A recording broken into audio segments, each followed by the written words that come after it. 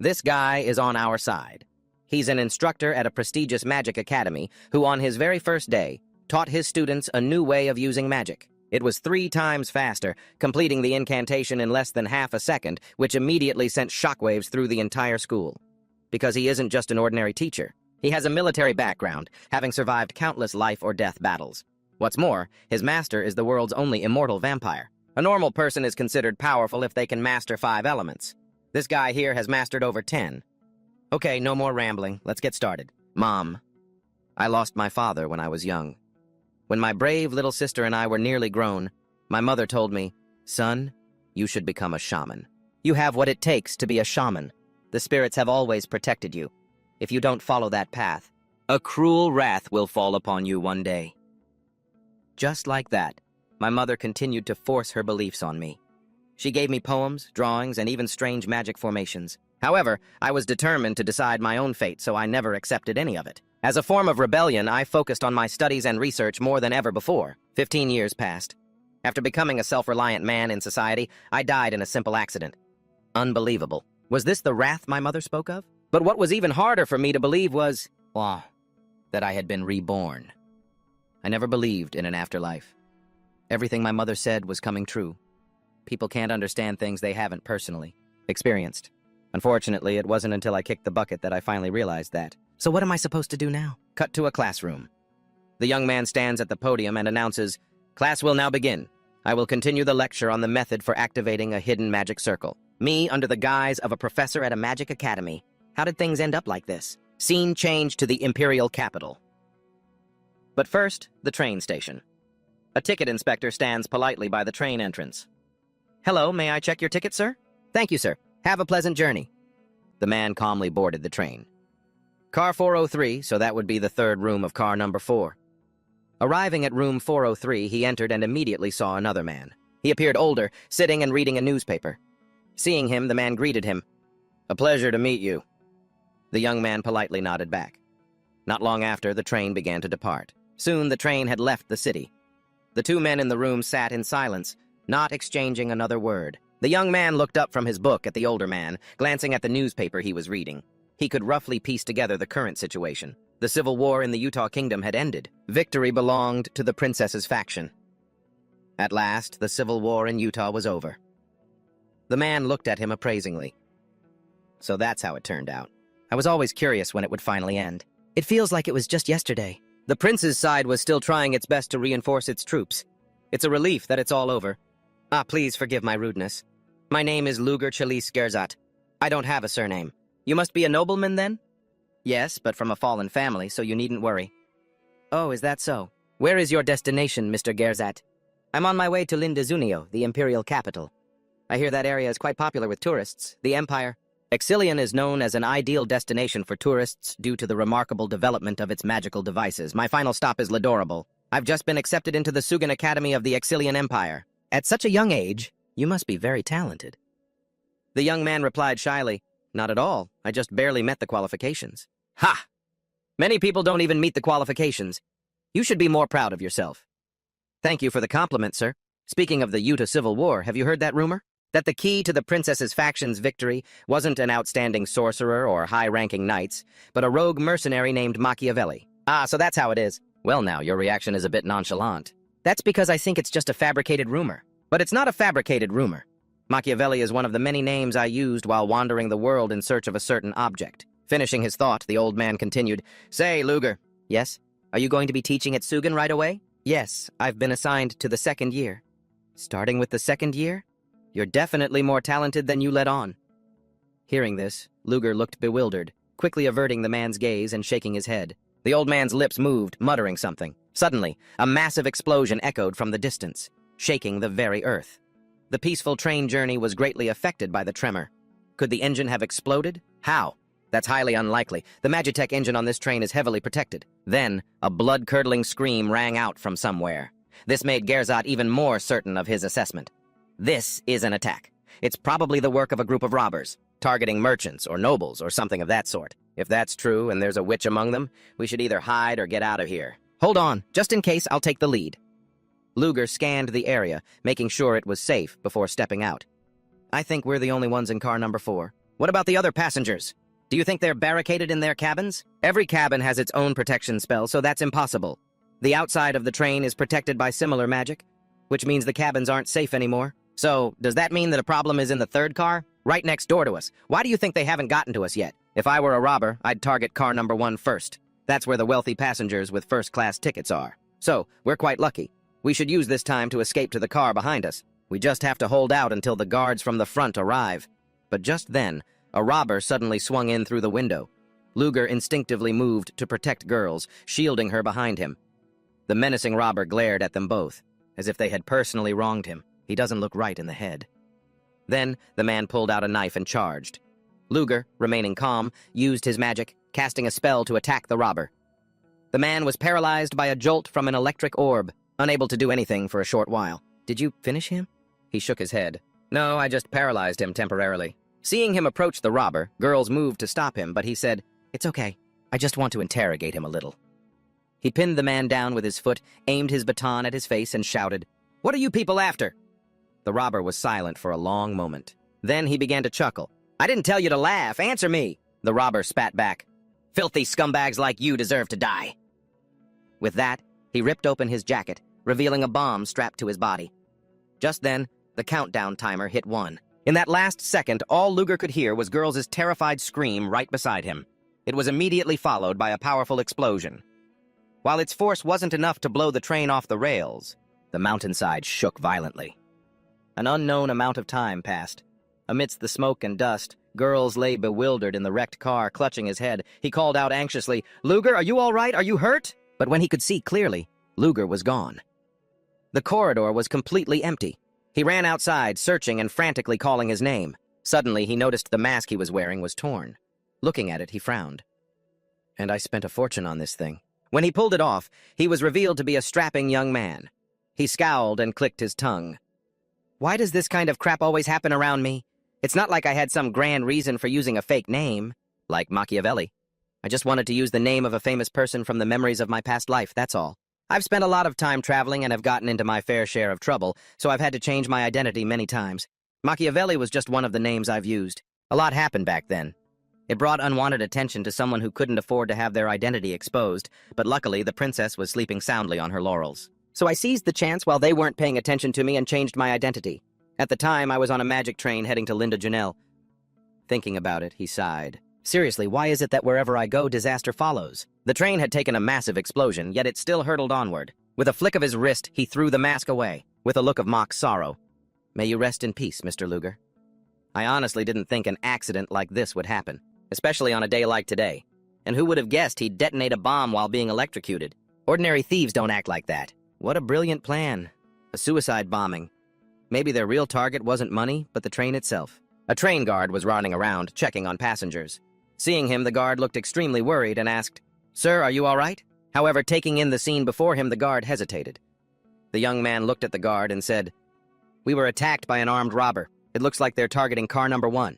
We should move to a safer car. I was just about to evacuate the other passengers." "Sir, you should quickly move." Before the guard could finish, the young man grabbed him by the throat and slammed him to the floor. "What are you doing? Why would you—" With a grim expression, he said, "Did you really think such clumsy acting would work on me?" But that robber, he seemed like he'd been waiting for a long time. An express train through a rugged mountain range like this is one thing, but for the train's magical barrier to be broken too. Pulling that off would be difficult and time-consuming, unless they had help from someone on the inside. The guard looked at him with a feigned expression of confusion and worry, but in an instant it changed. He pulled a small knife from his sleeve, but the young man was more than ready for him. He immediately pressed his baton to the man's throat while pinning the hand holding the knife. "I'd advise you not to try anything stupid." You're fast." "Who are you people? What do you want?" "It's no use keeping quiet. Move." But they had only taken a few steps when the train car shook violently again. That familiar sound made him shudder. He immediately shoved the guard forward. Instantly, a sniper from a blind spot riddled the guard with bullets. They didn't even give him a chance to send a signal. Did that mean he had already told them everything? Then, someone violently kicked the door down and stormed in. "What the hell? There's still one alive. We've already fired so many rounds. How is he still alive? Who are you people to be throwing around words like life and death so carelessly?" Without a word, those men raised their hands and opened fire as he glanced over the entire group. Just as they were about to pull the triggers, their joints froze, making it impossible. "What's going on now? The gun won't fire." Hey, wait. Don't tell me that guy is a... A magic circle appeared in his hand, and only then did the terrorists realize he was a mage. He must have used some kind of spell to disable our guns. Then he looked to the side where a swirling aura was gathering. The spell in his hand then vanished. So it can be nullified. I had no idea there was a mage on this train. Give up. As they spoke, the terrorists took a few steps closer to him. If you surrender, I'll grant you a painless death. He actually looks pretty strong. But he's probably just a level 4 mage like me. He has to be. Otherwise, I would have heard some rumors about him by now. His eyes suddenly became unnervingly calm. This train was attacked 10 minutes ago. There's still a long way to go before the train passes the Arite mountain range, and reinforcements will take a while to arrive, so I can't rely on them. In that case, I'm better off handling this myself. He jumped down. Hansen, go check! Hurry! When they looked out, he was gone. The man named Hansen looked around and said, "It seems he really did jump. He must be a Before he could finish his sentence, Hansen was gone forever. The people below were shocked when they heard. But how? Did he use flight magic? Is it even possible to follow a moving train with flight magic? All of you, shut up and go after him. Our opponent is a mage. Bringing along too many non-mages will only get in the way. Just leave a few people here. The rest of you, surround car number 1. Following their leader's command, the group started firing at him on the roof of the train. He had to move constantly to dodge their bullets. Below, they heard his running footsteps and immediately gave chase. He's running to the last car! Quick, get him! The moment the door opened a crack, an explosion erupted, effortlessly claiming the lives of a few terrorists. A trap? Impossible in such a short amount of time. How could this be happening? What the hell? Compared to the mages I've faced in the past, he's different. Terrifyingly so. His movements are practical and incredibly efficient. He's more like a hunter than a mage, maybe even a mercenary. Then, the terrorists heard a loud noise from outside. Hearing the sound, the leader immediately figured it out. That guy detached the car and is escaping. I should have realized sooner. He never needed to fight us, he thought as he rushed to the door. When he opened it, he saw the 2 cars had already separated by a significant distance. Just like that, half were gone and half were left behind. He looked at the silent train cars behind him, lost in thought. Damn it, we've lost him! We can't abandon the entire train just because of that one guy. I've memorized his face. We'll find him and take care of him soon enough. Suddenly, the leader felt an invisible pressure on his shoulders. What is this powerful wave of mana? Where the hell is it coming from? Confused, he looked behind him and saw him standing there, for who knows how long, along with a dazzling golden magic formation. He looked at them coldly, as if giving them a few seconds for their last words. How can he be here? Don't tell me this is another trap. A flash of light shot through the terrorists, turning them into dust scattered by a strong wind. The leader reacted quickly, drawing his sword to block a few spells. A moment later, his expression turned to fear. He told his men to run for their lives, but the light only grew brighter, swallowing every last terrorist without exception. I don't know how much time passed.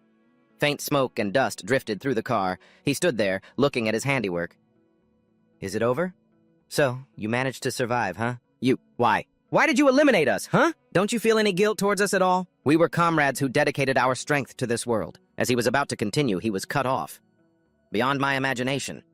Your madness is truly beyond anything I could have imagined. Weren't you the ones who wanted me dead first? How can you say that? You dare ask for sympathy only after it's come to this, still trying to talk your way out of it? Right in front of the people you killed? And you wanted to hunt down and kill me, yet you're blaming me? Of course you would, wouldn't you? At first I was planning to run, but you all saw my real face. And I knew that if I ran, you would definitely chase me. Taking care of you now saves me a lot of trouble, including that boss of yours. Suddenly, a spear of ice shot through his body. He watched this, completely shocked, not understanding who had acted in his place. From outside, a girl with an overwhelming presence walked in. Entering with a cold aura, she asked in a worried voice, "Are you all right? You must have been terrified, but please rest assured. I, a knight, have appeared to protect everyone." In another car, a few gunshots rang out. Tisk, tisk. How did they get here so fast? I can't believe they used flight magic in this kind of weather. The members of the Cold Order easily dealt with the bullets. Then, that person drew back their hand, gathered their power, and charged forward, quickly cutting through a group of terrorists. Powerless, all they could do was cry. With just a cold streak of light, the leader of the terrorists in this area was completely defeated. The knight glanced at the remaining men. The moment their eyes met, the entire group was terrified. Then came their frantic screams. It sounded pitiful, but oh well. Car number 2 is all cleared up. Same for car number 1. We've secured the passengers' safety. Vice Captain reporting in. We have finished clearing all the cars. Good work, everyone. Escort the passengers safely to the next stop. Soon the train arrived at Litherville Station. He silently looked outside, lost in his thoughts. The female knight Vice Captain approached. Are you all right, sir? Those terrorists didn't injure you, did they? Thanks to the help from you knights, I'm perfectly fine. I was just thinking a little. I'm very relieved to hear that. I apologize for the delay. I'm Veronica Devon. He was about to say something when suddenly someone interrupted. Turning around, a square-jawed man calmly approached and spoke. Are you the commander of the Night Corps? Yes, I am Vice Captain Veronica Devon. I'm Inspector Jem Lute from the Little World City Police Department. I received a report about a train attack in the Arete Mountains. Arete? But we already eliminated all the terrorists there. We are very grateful for the Night Corps' actions. However, there are a few things not mentioned in the report. Things not mentioned? What are they? The train was taken over incredibly quickly. Even though there was a mage among them, they boarded this Magi engine train far too easily. We suspect that someone on this train may have assisted in this attack. What you've just said makes a lot of sense. Of course, this is all just speculation for now. We will immediately dispatch our people once we've investigated the suspect's identity. She nodded, indicating she understood, then turned and spoke to the person inside. You heard him, didn't you, sir? As long as you're honest, there won't be any problems. He gave a calm smile, but inside he was extremely worried. This is bad. The Giljack identity is flawless. The ticket was bought through a normal transaction, and I boarded legally. The problem is that no matter how you look at it, this is not the face of a man in his 40s. I'll definitely be hanged. If I'm lucky, it'll just be torture. Outside, there's a whole bunch of knights and an inspector. Escape is impossible. On top of that, this vice captain's personality is the classic type that's ruthless with criminals. She may be smiling and treating me kindly right now, but the moment I'm identified as a suspect... As he was thinking, the inspector's voice cut in. Are you all right, sir? Pardon my intrusion. It took me a while to get the passenger list. I'm just going to verify your identity, so there's no need to worry. If you still have your ticket, would you mind if I see it? It's cabin 403. Seems to be in order. Let's see. A young man in his 20s named Luger Chelsea, and a man in his 40s named Gazart. Where is the other person? He skillfully gave a vague answer. He was unfortunately caught in an explosion when the train was attacked. It happened just as the train was crossing the ARETT range, so he unfortunately fell into the chasm. Oh, is that so? He nervously swallowed. Vice Captain Veronica spoke up. Please wait a moment. This man cannot be the suspect. He was fighting the terrorists before the Night Corps even arrived. Why would he do that if he were an accomplice? He's fighting them? Ah, I see. So that's what happened. My apologies, Sir Luger. I was also quite surprised by the enemy's actions. What's this? You've just been accepted into Susan Academy? After they said that, the two of them looked at him with sparkling eyes, as if they'd made a grand discovery. Finding himself cornered, he seized the escape route they'd just laid out for him and started to play along. That's right. Just as you two said, I am the newly accepted professor. After completing the necessary procedures, the vice captain and the inspector walked him out. Once again, my apologies for this inconvenience, Sir Luger. He politely replied, Not at all. I was able to get here safely thanks to you both. Why don't I escort you to Susan Academy? You'll be teaching the future generation of the Empire. How could I possibly let you go on your own? He screamed internally. Being escorted by you people would be even more of a pain. Yes, well, I need to go somewhere to handle a personal matter. You don't need to trouble yourselves for my sake. If you insist, then we will respect your wishes. Then I shall take my leave first. Lady Veronica, though it was brief, it was a pleasure to meet you. Yes, Sir Luger. I hope we can meet again. After saying their goodbyes, he quickly blended into the bustling crowd, walking with a steady, confident gait. But inside, he was extremely anxious. I did it! I actually did it! Really, sorry about this, Luger, but you really saved me. I'm lucky the photography skills in this world aren't very developed. It's hard to tell Luger and me apart from just a single photo. I should be fine after getting out of that mess. I have to run away while I find a new identity. But that thought was extinguished as soon as it sparked when someone's voice called out, Luger? So it really is you, sir. I saw you talking with the knights. I am an employee of Susan Academy. My name is VKPEL Ford. I came here to pick you up after hearing about the terrorist incident. I'm so glad you're unharmed. Please, get in the carriage. I will take you to Susan. Seeing that he couldn't slip away, he helplessly put his plan on hold. The horse-drawn carriage clattered down the street, but what was special was that instead of using normal horses, the Academy used energy-powered horses. He sat silently in the carriage, thinking, This is bad. I didn't think they'd go out of their way to send someone to pick me up, and that man, he's no ordinary employee. Aside from his sturdy physique, I couldn't sense his presence at all when he approached me. He must have been a knight, at the very least. If I try to escape with some stupid trick, he'll definitely get suspicious and keep an eye on me. For now, I'll just choose the safe option. It might be better than running away. My past self has been confirmed dead. Right now, I'm basically a ghost. So even if I get dragged somewhere, no one will notice. To be honest, it's better to have a solid identity.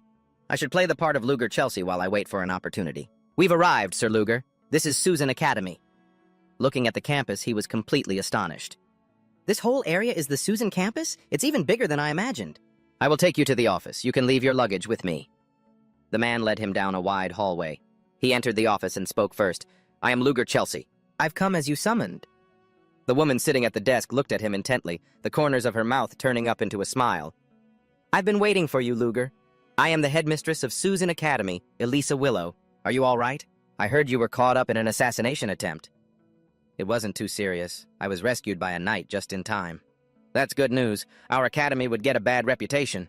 If our newest professor got injured, to put it bluntly, it's for the school's reputation. She must not be right in the head. But more importantly, I've felt something strange for a while now. Am I just imagining things? Had Luger ever met this headmistress before? Does she realize I'm not him? As if guessing his thoughts, Elisa said with a laugh. This is the first time I've met you in person, but you really are quite handsome. Thank you for the compliment. Oh, no need to be so formal. Seriously, once the school year starts, the students are going to be buzzing about this. All right, first, please take this. I've already informed you about it. But it doesn't hurt to be thorough. The contract will last for 2 years. Your salary is written in there. And we will provide room and board. He looked at the contract and thought, this is the contract, huh? I plan on leaving as soon as possible, so it's not that important. The moment he saw the number of zeros on the contract, his whole body froze. Converted to the common currency of the 6th continent, it was 30 million DNA, which is 300,000 US dollars. What do you think? The terms are good, aren't they? He forced himself to reply. Not bad. That's what I said, but my mind was exploding. I've hit the jackpot. Calm down. Expectations for a professor at Susan Academy are also very high. Can I really settle down here? A place where the halls are filled with nothing but geniuses. But I've already committed to the job. It'd be even more suspicious if I came all this way just to turn down the job. I have no choice but to agree. Deception, lies, and emotional manipulation. Those are my strengths. I've double-checked it. Let's sign the contract. I have real-world experience, and it doesn't require theoretical knowledge. I think I'll be a decent professor. All right? I look forward to working with you, Professor Google. Me too, Headmaster Willow. As he shook Willow's hand, he was already calculating his next 2 years. That night, in a certain house. The new school year starts in 3 weeks. I have so much to prepare. I can't believe they rented an entire house for me. This time, I'm an academy professor. It's been 27 years since I came to this world, reincarnated with no special abilities, only memories of my past life. I had to survive on my own because of those terrible parents. I've survived so many absurd situations. It's hard to believe I'm now a professor at Susan. This is just like being a spy. More like I was forced into being a spy. But I needed a new identity anyway, and this Google guy is perfect to impersonate. He's a fallen noble from the small kingdom of Coden. He's an only child, and both his parents have passed away. And his letters are all blank pages, so it seems he wasn't close to anyone. That means no one should be able to recognize me. This identity is too perfect. The only things left are the contents of my lectures and information about Suzanne. All right, time to survey the area. Now that I think about it, I haven't eaten anything since that train accident. I guess I'll start tomorrow morning. Where did they say the restaurant was? Early in the morning, he stopped by a cafe to relax and read the newspaper. 2 weeks had passed. Time really flies. I've more or less finished the necessary tasks, and preparations for my class are going pretty smoothly. The school year starts in 1 week. I just need to focus on practicing now. Seeing someone arrive, he thought the rush hour was starting, so he quickly drank his coffee and prepared to leave. The newcomer took the seat right behind him and whispered, "I'm glad you're safe, sir. I was starting to think something had happened to you." Hearing that, he almost choked on his coffee. The early morning cafe was very quiet. Seeing he didn't move, she said, "Why haven't you contacted us for 2 weeks? The other members are also very curious about your situation." He calmly took a sip of his tea without responding. After a moment, he set the cup down. "All right, let me run a few tests first." They did indeed come looking for someone named Lung Chelisi. The girl continued, "That assassination attempt was just an accident. We didn't think the rebels would attack at that time. I also need information on Susan." "What? Didn't we already send it to you? I need to verify whether the information is accurate." Hearing that, the girl said, "Understood," and rummaged for some documents. His voice was calm, but inside, he felt like he was about to jump out of his skin. "Should I just play along for now to avoid suspicion? So, has your side handled everything?" "Of course. Before coming here, we assassinated all the key figures at the academy and found the traitor in our organization from what I've heard. Their limbs were torn off and stuffed down their own throats, then thrown to wild dogs to eat. Do you think that's a fitting end for traitors, sir?" A flicker of panic in his eyes, he glanced at the girl behind him, repeatedly telling himself to stay calm. Suddenly, The girl flinched as if she realized something. I'm sorry. I should have checked in before reporting, shouldn't I? It's fine. But why did you suddenly come to see me? Because it's been almost half a month since the level 1s arrived here. But there was still no news, so you decided to act on your own during such a critical period? Hearing this, the girl was utterly flustered and apologized profusely. Your suspicious attire was already bothering me. Did you want to look even more suspicious? They're agitated by my actions. That must be it. This girl is afraid of this person named Luga. All right, then. It's time for a test. So how many people have gathered? 31 level 2s and 7 level 3s have successfully infiltrated. The other rank 1s arrived early and settled in. The whole plan is in effect. I know. I'm done checking this out. Time to get up and go. I understand. For our next meeting, you just need to arrive at the designated location beforehand, sir. You want me to come? Hearing his question, the girl seemed to be crushed by immense pressure. He relentlessly added another sentence.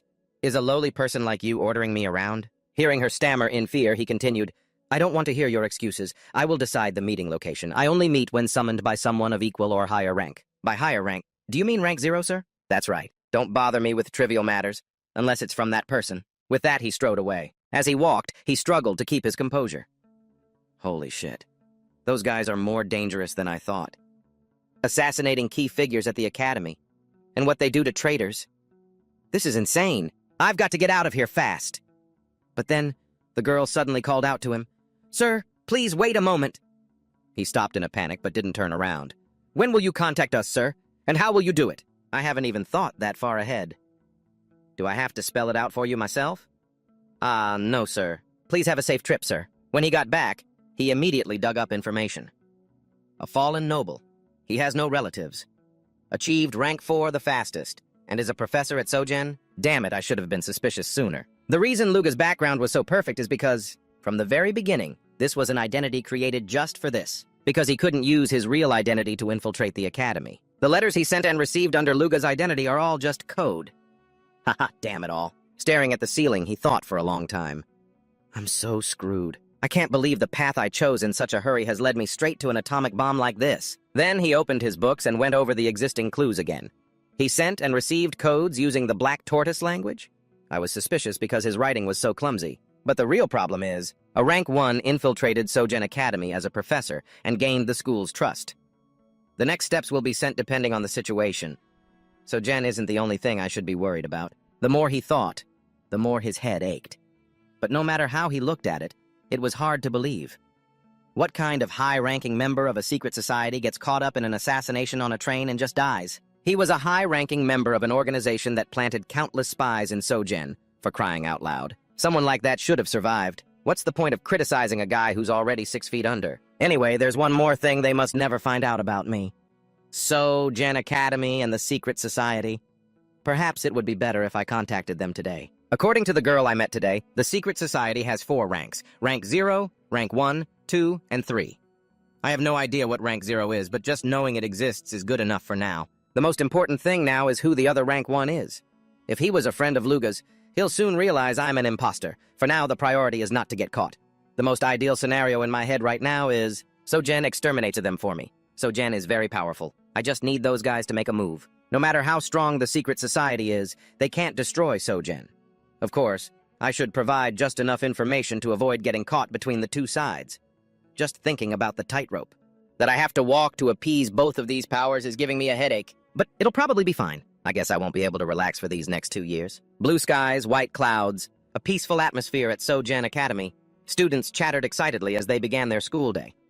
In the classroom, the cadets had arrived and were preparing their materials for the new lecture. Have you guys heard? The Charm Theory and Elemental Deciphering class has a new professor. A new professor for the second-year class? They must be really good. I don't think it was planned, since the last professor suddenly resigned. You mean the professor that the students protested against? Right in front of other students, too. Flora, they're talking about you.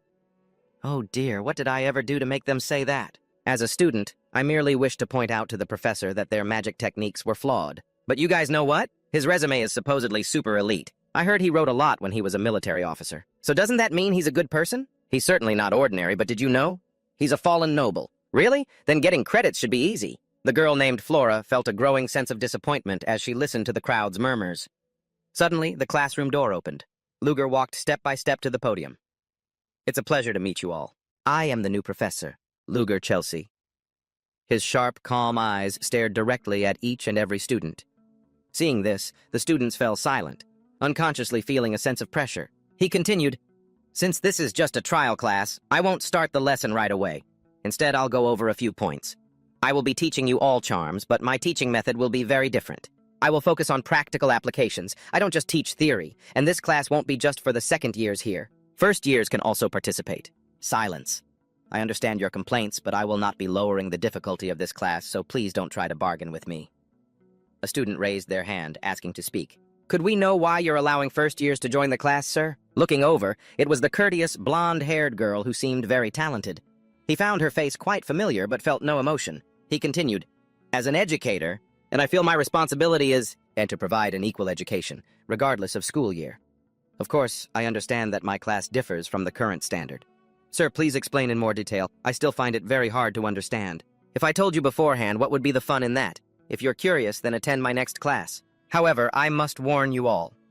If you think my class is an easy way to get credits just because I'm a new professor, as an educator, I will make you regret it." He lowered his voice and then narrowed his eyes, silently praying in his heart for the students not to come to his class.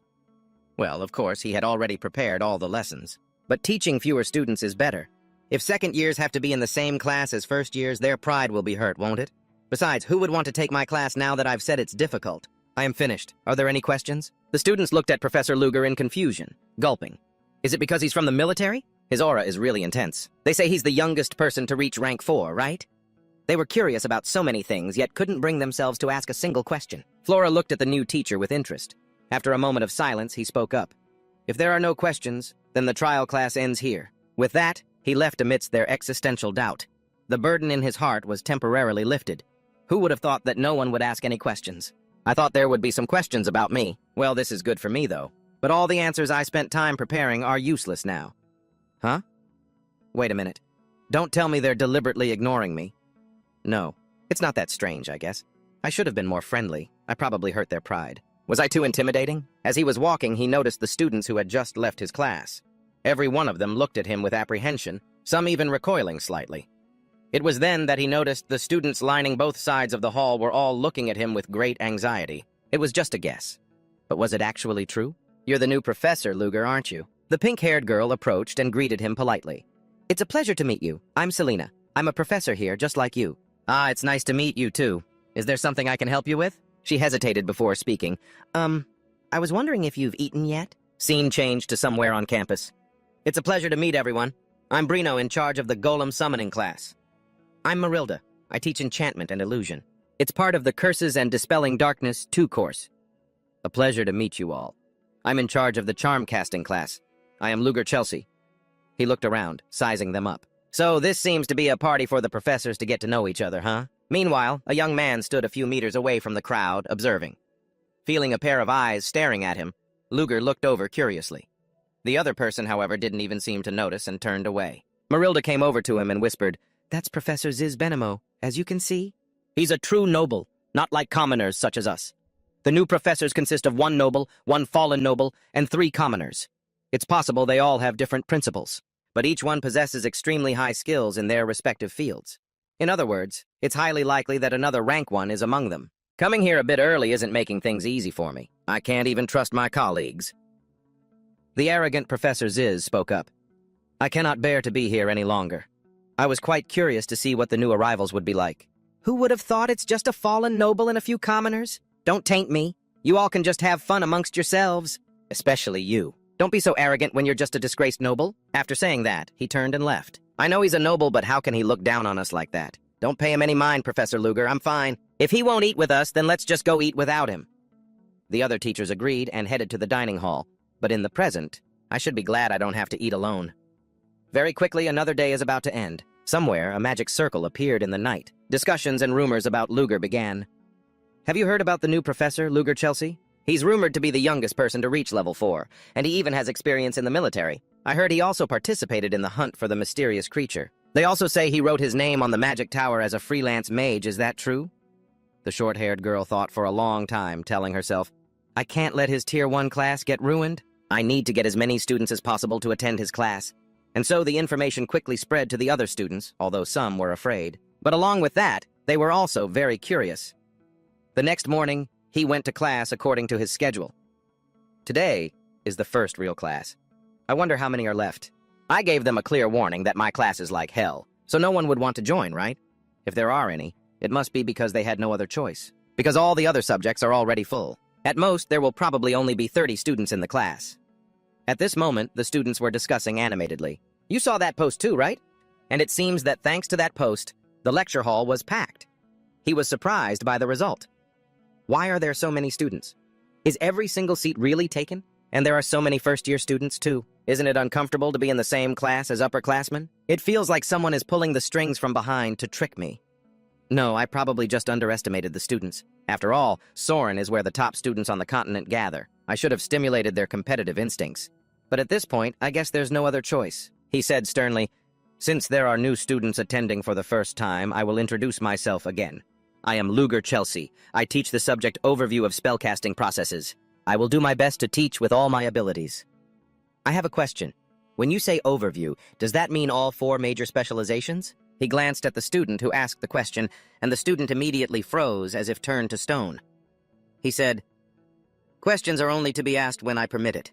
I will let it slide this time since it's the first. From now on, anyone who interrupts the class or challenges my authority as a professor will have points deducted. Of course, there will also be opportunities to earn points, so work hard, kids. But since you've already asked the question, I will answer it. That's right. I will be teaching all 4 major specializations. The 4 main elements include release, elemental possession, extrasensory perception, and reinforcement. Those are their corresponding names. Normally, just teaching 2 specializations is already difficult, but he's planning to teach all 4 as a new professor? It feels like he's exaggerating. A girl named Flora looked on with doubt. Luger tapped his wand on the board and said, "Since this is the first class, I'll show you all something to pique your interest. This is the Tier 1 fire element spell, Oscillating Flame. It uses release as its base to combust, oxidize, condense, expand, diffuse, and accelerate. Therefore, these 7 components will unify in sequence to create the technique. What I am about to show you is how to cast this spell 3 times faster." Hearing this, the students were filled with disbelief. "Flora, do you think he's telling the truth?" "I'm not sure. I don't think it's possible unless the fundamental structure of the spell is changed. There are methods like using tablets to store the spell in written form, or reflecting memories, but each has its own limitations. If he's thinking of one of those 2 methods, then I'll be very disappointed." "Professor?" Luger sensed their doubt. He said, "It seems you all have many questions. I will answer only a few." Given the chance to ask, the students rushed to raise their questions. "My name is Alex Allen. I'm a 2nd year. What do you mean by shortening the spell's casting speed?" "I mean exactly that. It will be cast faster." Next question. "I'm Dahlia, a 1st year. Does that mean you'll be adjusting the technique?" "No, if I were to mess with a completed technique, then it would become a different spell. What I will show you is how to shorten the casting speed while maintaining the spell as it is." "Professor, that's impossible." Hearing a student object, he didn't argue right away, but listened quietly as she spoke. "I am a 2nd-year student, Flora Lumos. Professor, what you're saying is impossible." The other students looked at her and started whispering. She finally stepped in. That professor is done for. "I never gave permission to speak without my consent, but this time I will listen. Why are you so certain that it's impossible? According to all existing formulas, the only method to shorten casting time is through regeneration. You're talking about an achievement that is unprecedented, a feat that's never been achieved before, so I can't trust it. Instead of saying it can't improve, what if it simply won't improve? Magic is stagnating because we focus too much on tradition and history, while science is developing so steadily that it might threaten the position magic has held for so long. I'm not saying science is superior to magic, but that magic still has a chance to evolve. Therefore, your judgment is flawed, because no one has ever tried to improve it. I will be the first." Rebutted for the first time, Flora was flustered. What the hell is going on? Is he so arrogant that he feels no shame? It'll be hard to understand with just an explanation, so I'll show you. You said your name is Flora, correct? Do you know the average casting time for flash fire? It depends on the caster. For a 3rd-rank mage, it's 10 seconds, but higher ranks can shorten it to 5 seconds. Correct. But I'm not talking about improving by ranking up. I'm talking about other methods suited to each student's abilities. So the fastest case would be 5 seconds, though you might be able to cast it a little faster than that. You seem very confident. How about you come up to the podium and demonstrate for us? Without hesitation, Flora agreed. She stepped up to the podium and began casting. A ring of fire quickly appeared before her wand, followed by a large magic circle as the students watched. Even though they expected it, they were still surprised. As expected of the daughter of House Lumos, she's incredibly fast. The professor stood beside her, timing it. 4.78 seconds, total casting time, a feat nearly impossible for a second year. The process was also flawless. She turned and said, "This is nothing." But he still criticized it as too slow, leaving Flora stunned. The fastest record for a third-rank mage is 4.41 seconds, so you're still too slow. Flora, of course, immediately retorted, "If I get used to it, I can cast it even faster." Even that record of 4.41 seconds is still too slow. Hearing his declaration, a buzz went through the classroom. "Watch carefully. This is how you use flash fire." He began to cast. Flora watched intently, wondering, what is he doing? That's not the technique for flash fire. But a magic circle appeared instantly. Witnessing it firsthand, the entire class was so shocked their jaws dropped. What just happened? The spell was completed in the blink of an eye, taking less than a second. That definitely wasn't the flash fire technique. There was no spell completion process at all. "See? I'll do it again for those who missed it." He raised his wand, and the magic circle appeared instantly. This time, both Flora and the other students were left speechless. After all that, the expressions on all your faces have changed. The flash fire I just cast took only 0.24 seconds, a huge difference compared to the existing record. However, you could see it was a bit unusual because during the initial incantation, the technique I used wasn't flash fire, yet the end result was the flash fire spell. To be precise, I used one spell to trigger another. Hearing this, the students looked at each other, bewildered, unable to digest this groundbreaking knowledge. Luger continued to explain, "So the moment I pay the price for the item, a one-of-a-kind blueprint immediately appears. You can think of it like this. Through the biological hardware, which is the MAGE, you consume data called mana, and follow a program called a technique, thereby activating the software called magic. I call it source code." Source code? I've never heard of that kind of magic. Just what is he? Has your question been answered, Flora Lumos? Flora reluctantly admitted it. "You deliberately interfered with my lecture without my permission, because you couldn't overcome your own prejudices. Do you admit your mistake?" Flora couldn't argue and obediently admitted it. At that moment, he said sternly, "Your actions were an undeniable challenge to my authority. Therefore, Flora Lumos, I'm deducting 10 points from you." All the students in the classroom began discussing in confusion, not expecting someone so excellent to receive a penalty. For Flora, it felt like a humiliation. But she couldn't deny her mistake. She could only angrily return to her seat. Applying the carrot and stick approach, he continued, "However, the flash fire technique you cast was flawless. I will award you 10 bonus points. I don't dislike capable students."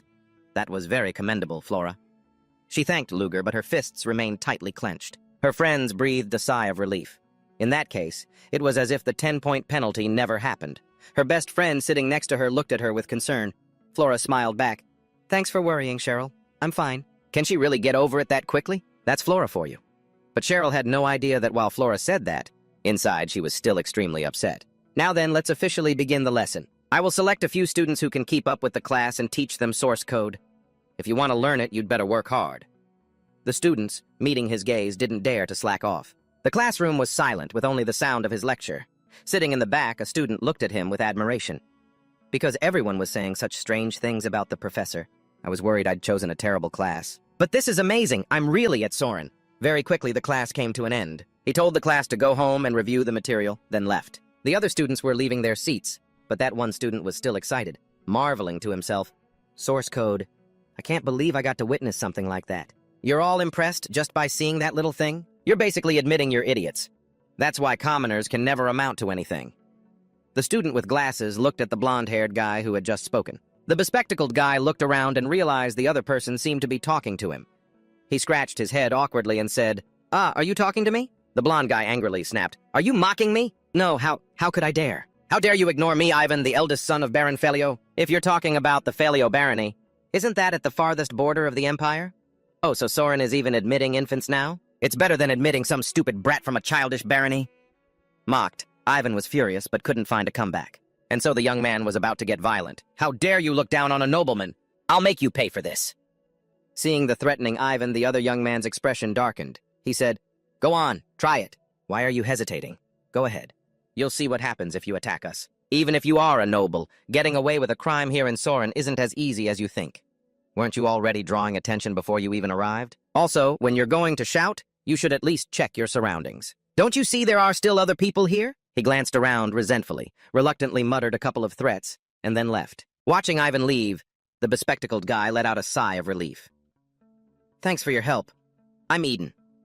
"I'm Leo. No need to thank me. I just find it annoying when guys like him cause trouble in the name of nobility. You're so kind. Did you hear what I just said? Number, forget it, I'm leaving. Seeing this, Eden quickly tried to follow. Without even turning back, Leo said, Do you even know where I'm going? What you're holding? That's an alchemy textbook, right? My next class is alchemy, too. Leo didn't answer directly, just sighed and said, Suit yourself. Also, it would be better if you stopped sending out those signals, Eden asked, confused. Leo replied, That you're a backwater commoner. The signal that you haven't been properly taught magic. Is that right? I didn't know much about that. You should also know about what goes on around Soren, especially from the second year onwards. There are many students with outstanding achievements. First is Flora Lumos, a second year. She was the one who went up to the podium during class, right? Isn't she? I heard her personality is terrible, so it's best to stay away from her. There's a rumor that the professor who demonstrated the spell before quit because of her. Next is a descendant of the Exilian Empire's royal family. The third princess, Elida von Exilian. Nothing good will come from commoners like us getting involved with high-ranking nobles. She's in this class too, isn't she? I think I saw her midway through. Exactly. And finally, the leader of the largest noble faction in the second year, Juden von Bach. Von Bach? You mean one of the three ducal families? Yes. They look at commoners like us as if we're insects, so it's best not to get involved with them. Luckily, it seems he isn't in this class. By the way, that idiot from before is also part of that noble faction. So that means I've already been marked by them, huh?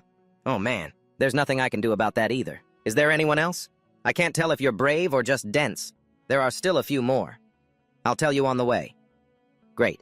Do you want to have a meal together? Why would I do that? The two young men walked away, unaware that someone had overheard their entire conversation. Nearby, Luger was lost in his own thoughts because of that. The reaction was better than I expected. I wasn't hoping for much.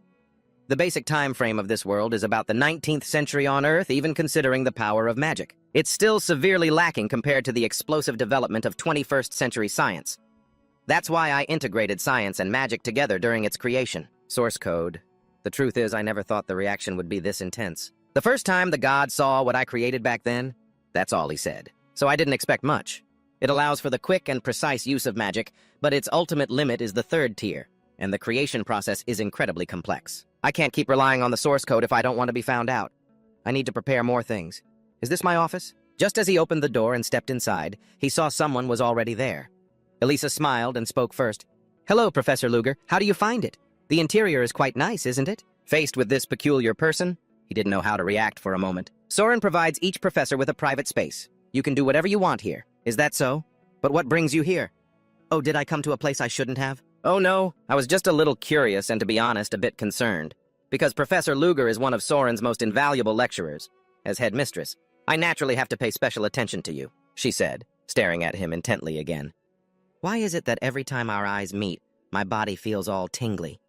She said with a pout, but your reaction is a little cold. I was hoping for a more surprised expression from you. I'm sorry to have to say this, but I am plenty surprised. Even running into a ghost at midnight wouldn't be as surprising as this situation. I just opened my door and, why are you here? To be honest, the other newly accepted professors were all surprised too.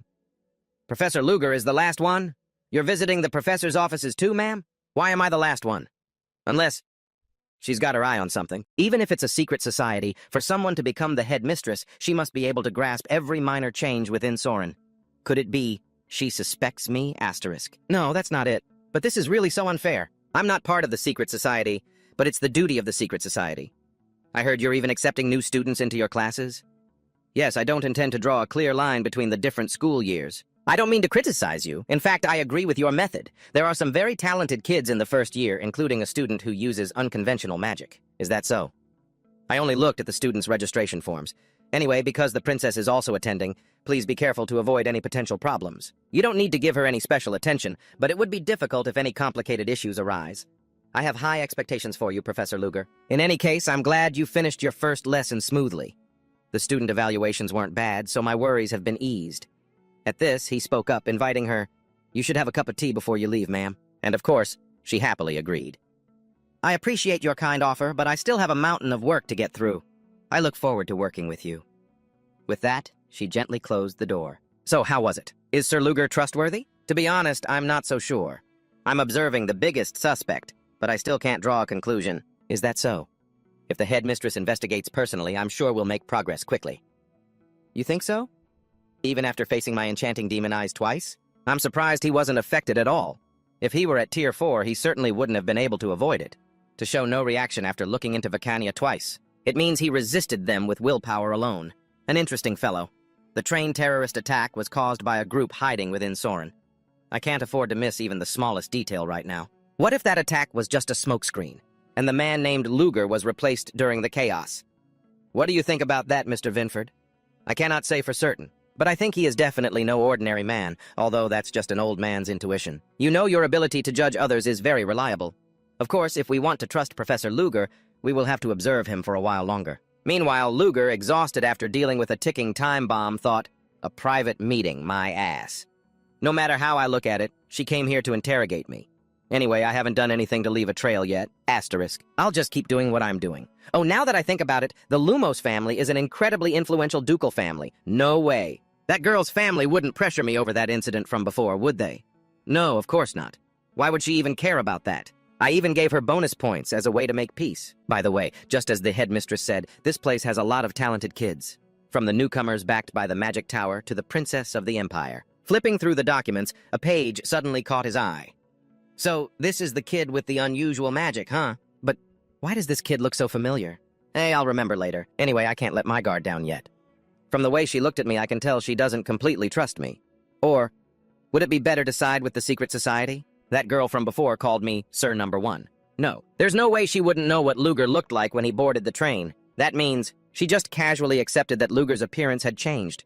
What if the real Luger was a master of disguise and infiltration? Oh, no. Of course not. I know all too well what will happen to me if I get caught. There's no guarantee they'd save me, even after everything I've done for the organization. Right now, my only choice is to play the part of a professor perfectly. A knock at the door cut through his thoughts. Yes? Hello, Professor Luger. I've come to deliver this item. A patrol certificate? Yes, because today is Professor Luger's patrol shift. Now that I think about it, I believe it was mentioned in the contract. Well, I've delivered it to you. I'll be on my way now. He sat in silence, staring at the paper in his hand. Nothing's going to happen, right? In the training area. What did you say? Repeat that for me. I said there's no reason for me to leave, because this place is free for everyone to use. If you guys feel uncomfortable, why don't you leave yourselves? Are you talking back to me? A commoner like you? Don't you know Sorayan doesn't classify students based on status and bloodline? You just blindly believe whatever nonsense makes you feel better, don't you? Commoners are so stupid, aren't they, Lady Dynamite? Pathetic little things, just trying to climb up. I already said it. I said it. And the whole group just bursts out laughing at the girl. What's the use? No matter what I say, these people have no intention of listening. You heard that, didn't you? Commoners should get on their knees and beg for forgiveness. Seeing the girl with short blue hair turn her head and ignore her, the young noblewoman grew even more irritated. That peasant is just walking away? Good riddance, Lady Dynamo. She had to run away eventually. Pointless defiance. How dare a commoner just ignore me? A thing like you, how dare you do that, huh? With that, she struck with her wand. A magic circle formed, firing countless bolts of lightning. It was so sudden that her two followers couldn't stop her in time. Caught by surprise, the short-haired girl had no time to react. The lightning struck right in front of her, creating a blinding blue-white flash. When the lightning dissipated, the girl was unharmed. The young noblewoman screamed in fury. Who was that? Who dares to interfere? A calm voice answered her. What do you all think you're doing here? I can't believe you would dare to fight amongst yourselves in a training area dedicated to honing a wizard's skills. No, this can't even be called a fight. I never expected something this serious to happen so soon after the semester started. Soren must mean nothing to you all, I suppose. None of the students below dared to talk back to him. Some looked startled, others subservient. He floated down gently, but his reprimand didn't stop. I would have overlooked a simple argument, but no matter how you look at it, this is one-sided violence. But sir, why would you do that? This is clearly a matter of protecting the prestige of the noble class. Prestige? He repeated. All students at Soren are equal.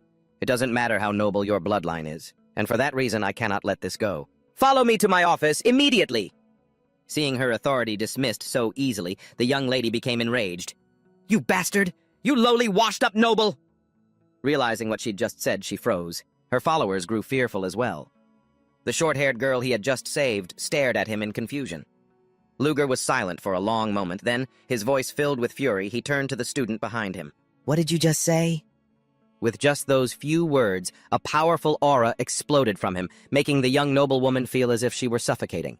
He stepped towards her. Say it again. But in the face of such a terrifying presence, she could barely stand, let alone speak. He stood right in front of the noble girl and said slowly, "Did you just call me a washed-up noble?" The other students rushed to get another professor for help. Seeing the tense situation, Professor Selena moved to intervene, but Luger simply reached out, placed a hand on the young lady's shoulder, and patted it a few times. The oppressive atmosphere from a moment ago vanished. Selena froze, staring at him. "You were right." The defiant young lady, Dynamo, looked at the professor in confusion.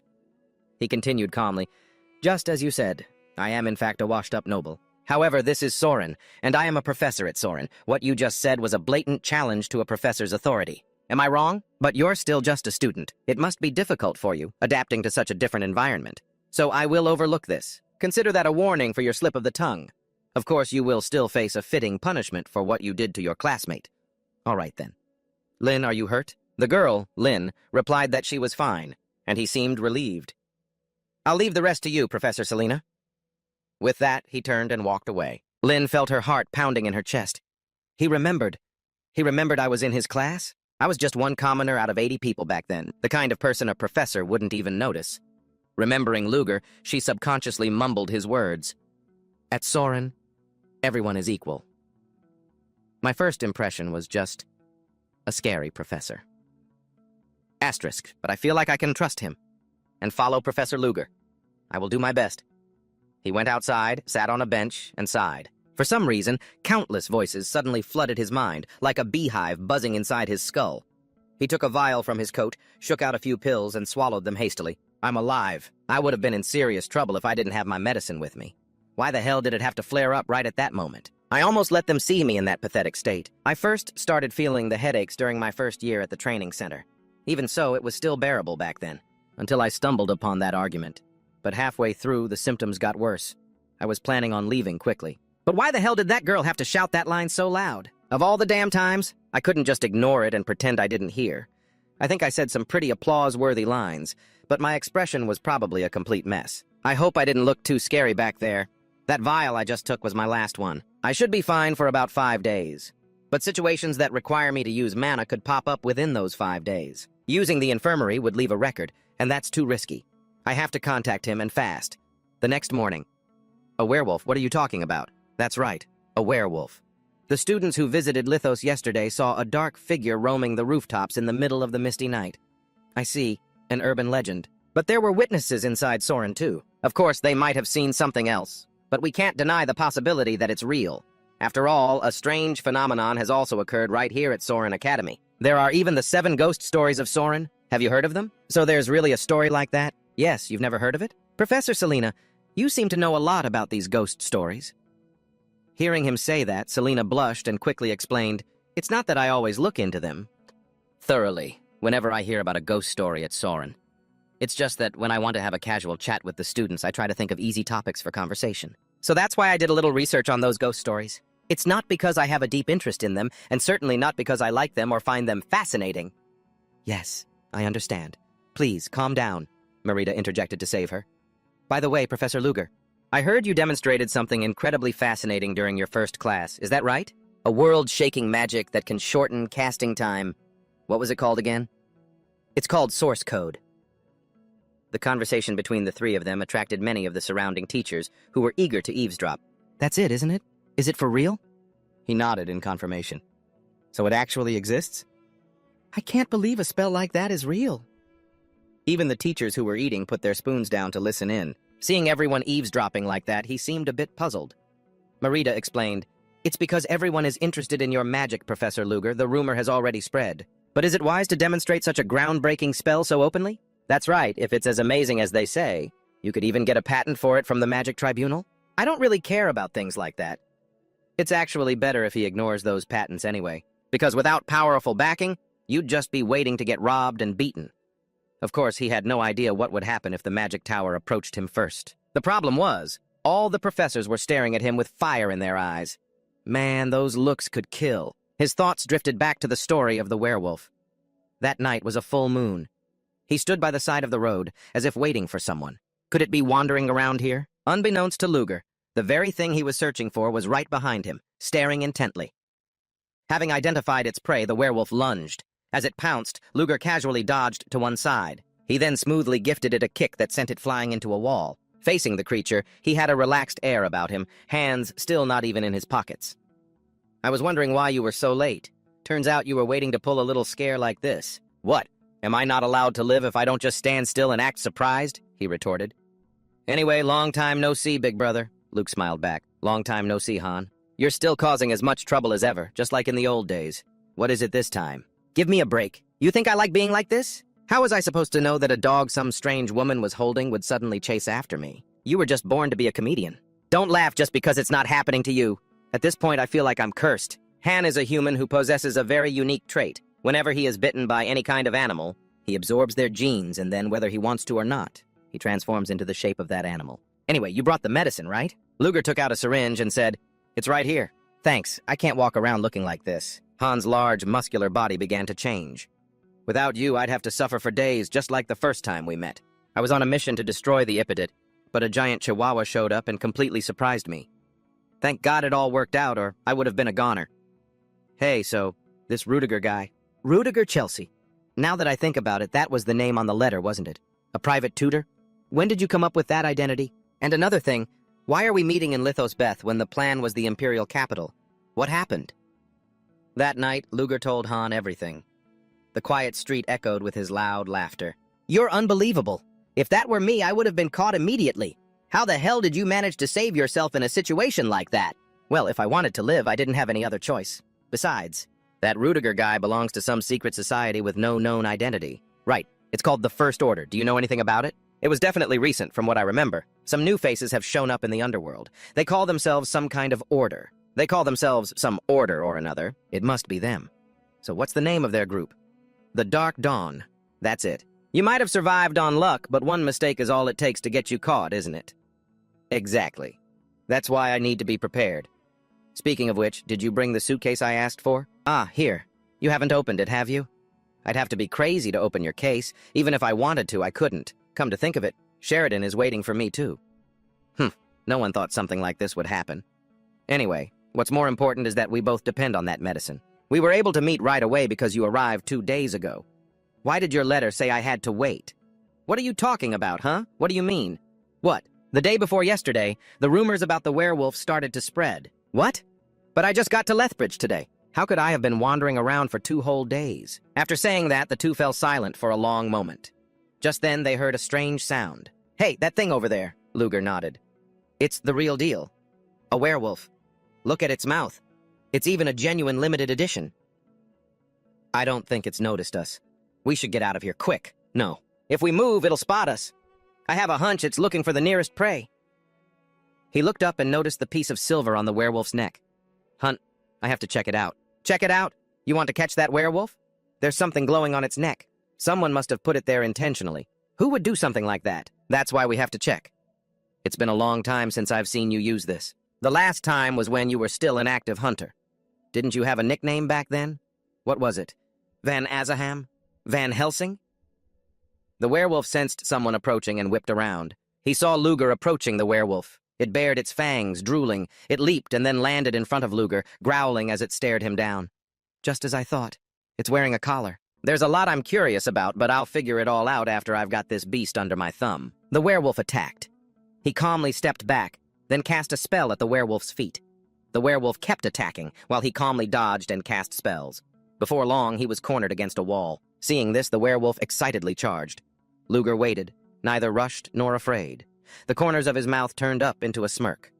The magic circles he had just cast began to activate, and the werewolf was restrained by the spell. It could only let out a loud roar. A moment later, the werewolf collapsed, unconscious. Its head was ringing with an unbearably jarring noise. Hiding nearby, Han watched in utter amazement. Why did it suddenly act like that? Did it eat something bad? I set up a resonating high-frequency sound in the area. Normal people can't hear it. Its head must be killing it. No need to waste an expensive silver bullet. Now, let's see where this thing was made. Just then, another sound echoed from the distance. It sounds like a lot of people are heading this way. The damn police. Why now of all times? The werewolf, lying on the ground, suddenly sprang up and ran. Looking up, he saw it had already jumped onto the rooftops. Luger threw a chain, the hook catching on the wall. He pulled the chain taut and leaped high. Seeing the werewolf flee, he thought, I'm not letting it get away. The patrol team followed the sound, searching. Over there! There's someone on the roof! Apprehend any suspicious individuals in the area. Meanwhile, Luger was still relentlessly pursuing the werewolf. Even though it was running on all fours, it couldn't escape. The two-legged man gave chase from behind. The werewolf stretched out and took a huge leap, landing on the roof of a train, thinking it had escaped. But no, it turned around to see him landing right behind it. I was only planning on defeating you. The two stood on the train roof, staring intently at each other. He picked up his weapon and said, "But you're not giving me any other choice." The werewolf charged in to attack again. He casually threw something that looked like a special kind of hidden weapon. The werewolf, full of aggressive intent, didn't think twice and simply dodged to the side, ignoring the weapon as it continued its charge. But special editions usually have special features. The throwing blade swerved, turning back around to graze the werewolf from behind, forcing it to stop its attack and dodge. Sharp senses. I was planning to finish you off with that last attack. With that, he chanted a spell, preparing for the next assault. As the magical attack arrived, the werewolf simply swatted it away. Seeing his opponent was resistant to magic, the staff in his hand began to spin and change form. He swiped a magical attack behind the werewolf. Luger was giving it one surprise after another. He threw a hidden weapon to open an attack path and rushed forward to strike at the same time. The werewolf met his attack head-on while also dodging his weapon, all in a matter of seconds. In a moment of carelessness, a patch of the werewolf's fur was clipped off by Luger's weapon. Luger seized the opportunity, leaping up and bringing all his force down in a strike to its head with his staff. But the werewolf opened its maw and bit down hard on the staff. It thought that was the end of it, but who would have thought the staff was actually a special blade? He spun his body as if in a dance of death. He aimed precisely for a weak spot and swung the sword. Everything happened too fast for the werewolf to see, leaving it no time to react. It ended with a single sharp slash and a clean cut. And just like that, the werewolf was gone forever. Elsewhere, on a deserted night street, Han ran, holding Ludwig's case, expressing his frustration. "We almost got caught. He said he was going to catch a werewolf? But how long is this going to take?" As he was running, something suddenly fell in front of him. Looking closely, he saw it was the head of a werewolf. At the same time, Luigi landed in front of Han, startling him. "Huh? Please, give me a heads up before you just show up. I almost dropped the suitcase." "Hey, wait, is that the werewolf from before? Don't tell me you're planning on just leaving it like this. I already got the information I needed from it, so I don't need it anymore. Then why did you bring it here?" "I'd say it's because I wanted to startle you. Would you believe me? Still upset about me tricking you, huh?" After examining it, it is indeed a cryptid. An artificial cryptid. The product of some experiment. I think I'll proceed with the original plan. "Don't tell me you mean that plan from before," Ludiger said seriously. "We should settle down here. This place is better than the capital in many ways. We have no choice but to stay here for a while." "In Soren? With some unidentified secret organization?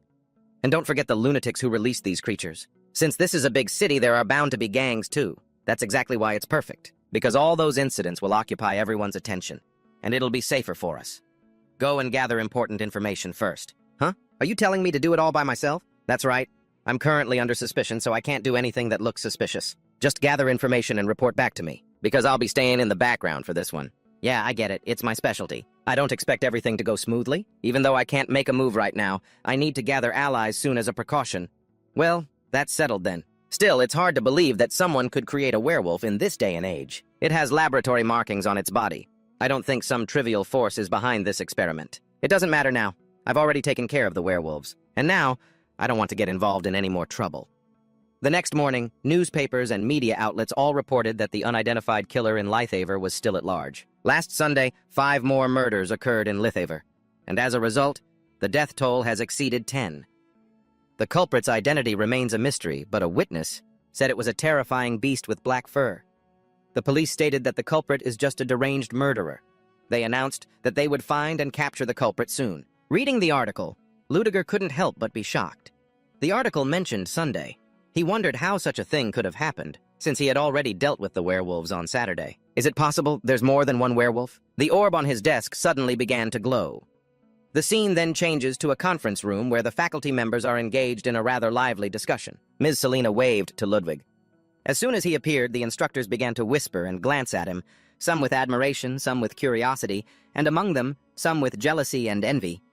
Selina whispered, "Have you heard? They're saying 2 first-year students were attacked last night. Luckily, their lives aren't in danger, but both of them were very seriously injured. The wounds look like animal scratches. The student who was conscious said that the thing that attacked them was a terrifying monster. I think the rumors from this past week are true. They also said there were victims in Lithaver, too. The headmaster has arrived. Please be quiet." That was Professor Mary Zoss. She's in charge of pharmacology. She's been at Soren for over 25 years. Elisa entered, and the entire room fell silent. I've called you all to this emergency meeting because I have something to announce. Some mysterious attackers have appeared in Soren. 2 of our students were seriously injured last night. The identity of the culprit is still unknown, but according to a witness, it was a werewolf, a cryptid. Suddenly, a voice rang out in protest. That's impossible! Did I mishear you? Did you just say cryptid? Do you have something to say, Professor Hugo Balthazar? This is Soren, a land protected by the Assylian Empire.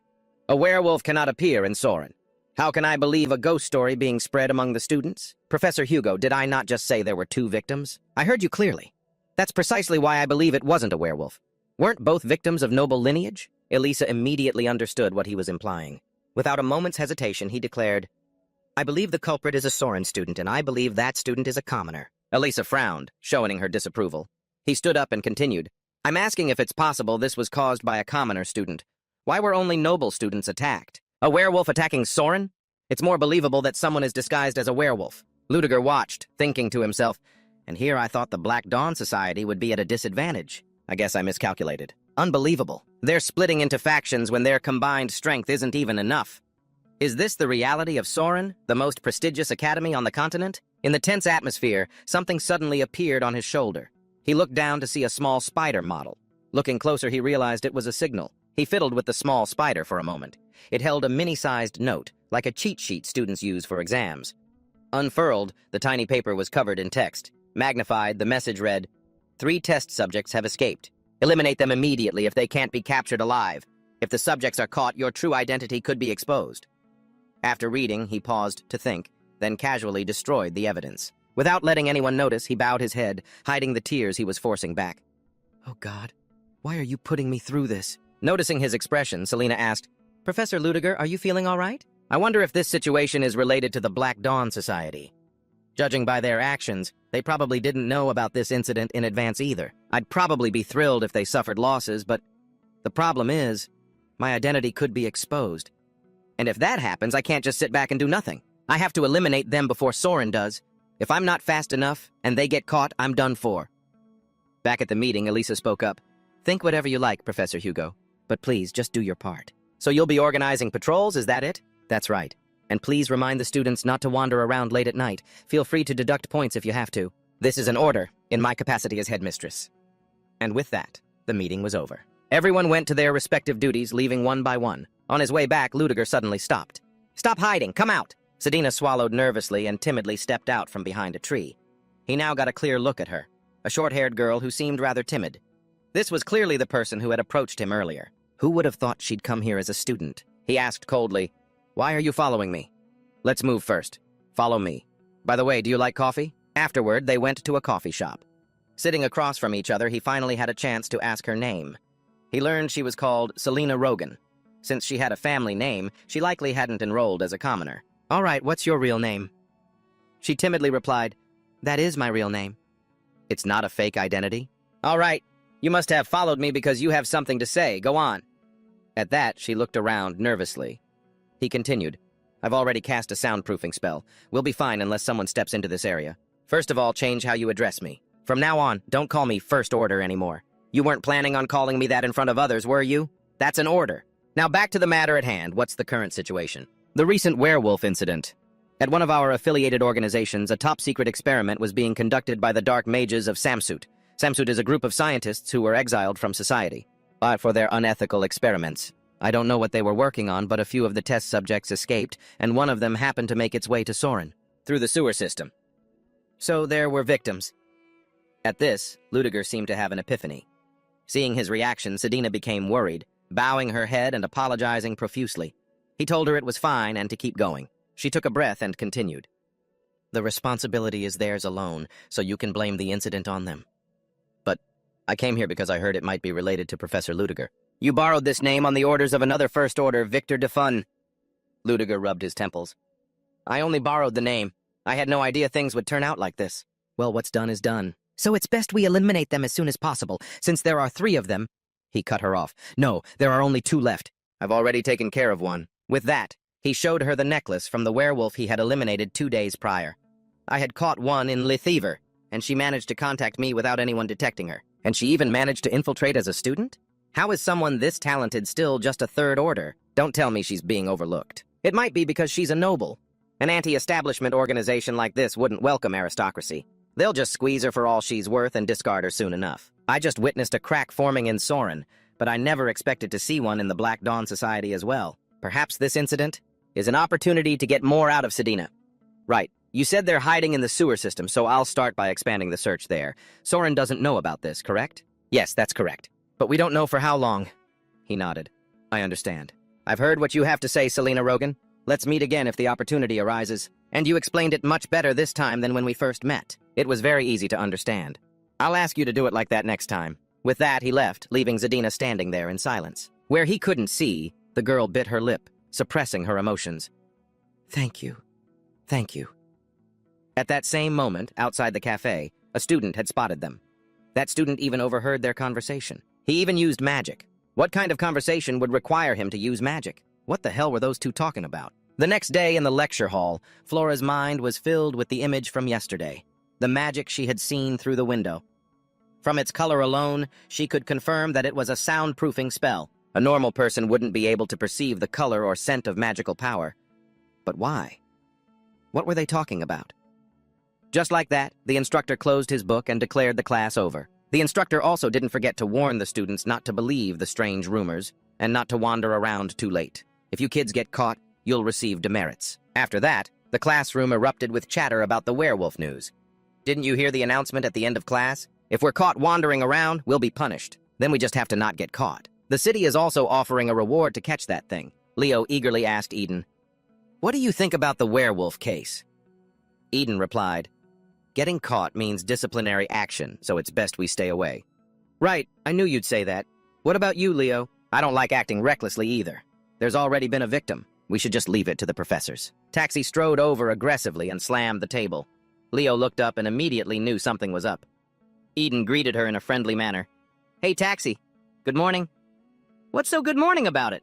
"Hey, you lost that time. Shouldn't you just drop it? It was a draw. Besides, could you stop sticking your nose into things between me and Eden? Whatever. Let's have another match. No holding back our powers. I don't think I can fight. I still have morning classes. And at night, we're not allowed to move around because of that werewolf." Taxi challenged. "What, are you trying to run away with that excuse? Are you scared?" After she spoke, both Taxi and Leo stared intently at Eden. He gave a wry smile and replied, "Yeah, let's just go with that." Taxi said angrily, "If we can't fight, we can decide this another way. The werewolf. Whoever catches the werewolf first wins. How about it?" Eden was about to refuse, but Leo quickly accepted the challenge. "Fine. Don't you get scared and run away. You too. Don't you dare cry if you lose, you hear?" She left. "Leo, why did you say something so absurd?" "I didn't. I was just going along with what she said. Besides, the professors will take care of that werewolf anyway. I think Taxi is dead serious. Come on. Unless she's a complete idiot, why would she do something so stupid all by herself? To be honest, if it's Taxi we're talking about, she just might." After discussing for a moment, both young men suddenly felt a sense of dread. They hurriedly jumped to their feet. The two of them frantically searched for Taxi through the window. "When did she get all the way over there?" That's the way back to the dorms, right?" "Thank God. See, I knew Taxi had some sense." But then Taxi changed her direction. Her determined gaze only reaffirmed her resolve to catch the werewolf. Seeing this, Eden and Leo grew even more alarmed. Oh no, the wildcat is on the move. The wildcat! That night, Ludiger began his hunt. "So many people came looking for me today." He recalled his earlier conversation with Hugo. "On the condition that you will help restore my family's honor. You want me to look after the noble students?" "I'm just saying we should be a little more flexible. Those conditions aren't so bad." Who would have thought he would become a fallen noble? He must be very worried. In reality, he wants to show me that clinging to the Ministry of Justice is a huge advantage. He thought quickly, then replied, At Theon Academy, there are no royalty or nobility. I have no intention of going against that principle. If you don't mind, I have a patrol to get back to. If I side with them, my identity will be exposed. I have to wonder why I'd even do that. I don't want to get on the Ministry of Justice's blacklist for no reason." As he was walking, he suddenly sensed something. He pushed the bushes aside to find 3 students, secretly eavesdropping. "Weren't you all told to return to your dorms as soon as class was over? All right, 5 demeritus for each of you. That's the 20th group so far. I heard there was a reward, but I never expected so many students would come looking. Threatening them with demerits is useless. The situation could get even worse if this keeps up. I need to take care of that thing before something happens. Near the Theon wastewater plant, he went down to the sewer entrance and scanned the area. Sedina mentioned the werewolf uses the sewer system to get around. This is the only entrance large enough for a werewolf. Looks like no one's been here yet. Using a light spell, he spotted something interesting. Werewolf tracks. And there are two sets, one large and one small, heading in the same direction. I hope the trail doesn't disappear midway. He followed the werewolf tracks through a drainage gate, where they began to split. After a while, only the larger set of prints remained. The large tracks are heading toward the academy. It's definitely going there to hunt. This one is the most dangerous one right now. It wouldn't be surprising if someone got attacked right about now. And just as I think that, it happens. A scream echoes from not too far away. I won't make it in time if I stick to these tracks. Fine, I'll just head straight for the scream. It's faster that way. Arriving on the scene, he saw a werewolf attacking two students. With the two terrified students cornered, he had no choice but to intervene with magic. Caught by the surprise attack, the werewolf couldn't react. The two girls were saved in the nick of time as the beast was sent flying by the spell. Ludiger stood before them, an impenetrable wall. He gave them a sense of absolute safety.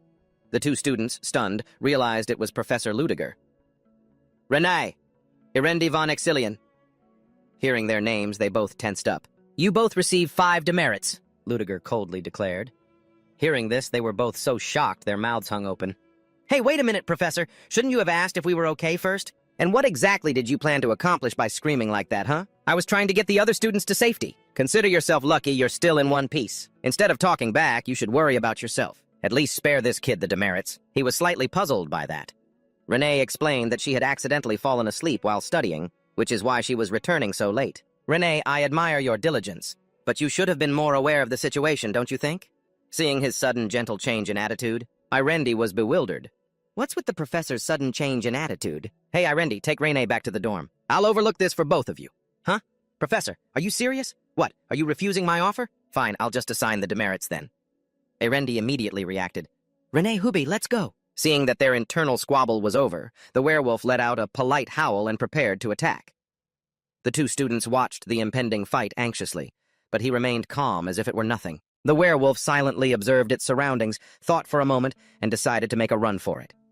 You two should evacuate to a safe location immediately. With that, he quickly gave chase. The werewolf extended its claws and scrambled along the wall. Ludiger shot out a chain, hooking it to the wall and pursuing it closely. Renee looked back at Ludiger's retreating figure, completely in awe. Over there. That's suspension magic, right?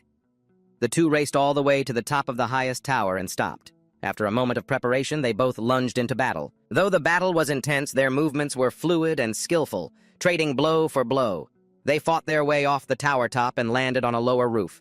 The werewolf charged at Ludiger first. With the beast in his sights, he cast a spell. The bright flash of magic disoriented the werewolf, and he seized the chance to leap behind it and launch another magical attack. Renee and Irendi watched in awe. So this is what a mage's battle looks like. Meanwhile, the werewolf somehow lunged right in front of Ludiger and snapped at him. Ludiger dodged with ease, conjured a sphere of magic, and fired a decisive blast at point-blank range. The creature, struck by the blow, fell against the ramparts. Seeing it wasn't down yet, he fired another spell. The magic homed in on its target, sticking into the werewolf's back like a pincushion of quills. The beast slid down the wall and lay still. That was exhausting. Using this much mana is clearly taking its toll, but I had no choice but to use magic while the students were watching. I need to finish this guy off quickly and deal with the others. Just as he got close, the werewolf suddenly struggled up. Covered in wounds, its hand trembling, the werewolf picked up a stone. Seeing this, he immediately realized its intention. The moment it threw, he batted the stone away with his staff. Seeing this method of attack, he grew suspicious. No way! A werewolf that knows how to use tools? The werewolf leaped and brought its fist down, shattering the flagstones. Ludiger swiftly dodged the powerful attack. He leaped high into the air to observe the area below. He reasoned, since that thing was created based on a wolf, it shouldn't possess any intelligence, except for the ability to gauge an opponent's strength. These things, are they really werewolves? The scene changes to somewhere in a forest. The sound of calls for taxi echo. Leo and Aiden have torn the whole forest apart, calling for taxi until their throats are raw, but she is nowhere to be seen. Aiden asks, shouldn't we just give up? We can't find her anywhere. Taxi must have gone back on her own. What? She's just gone? If we can't find her, if something happened, it'll be all our fault. Do you really believe Taxi is still out here looking for the werewolf? I don't know about anyone else, but Taxi would. Hearing this, Leo let out a weary sigh. All right, fine. Let's look for her for another 30 minutes. If we still can't find her by then. He didn't even finish his sentence when they both suddenly heard a piercing scream. Did you hear that? That's Taxi's voice. The two of them quickly ran towards the sound. While running, Aiden sensed something rushing towards them. It seemed the other person was also running at high speed, making it impossible to dodge. The two of them collided and fell to the ground. Leo ran over worriedly to check. When they got a closer look at who ran into them, the two young men realized it was Taxi. She looked bewildered and asked, "What are you two doing here? I just heard a scream." Hearing this, Taxi shot back, "A scream? That never happened. But wait, what's that sound?" Taxi signaled for everyone to be quiet and follow her. The three of them crept behind a bush.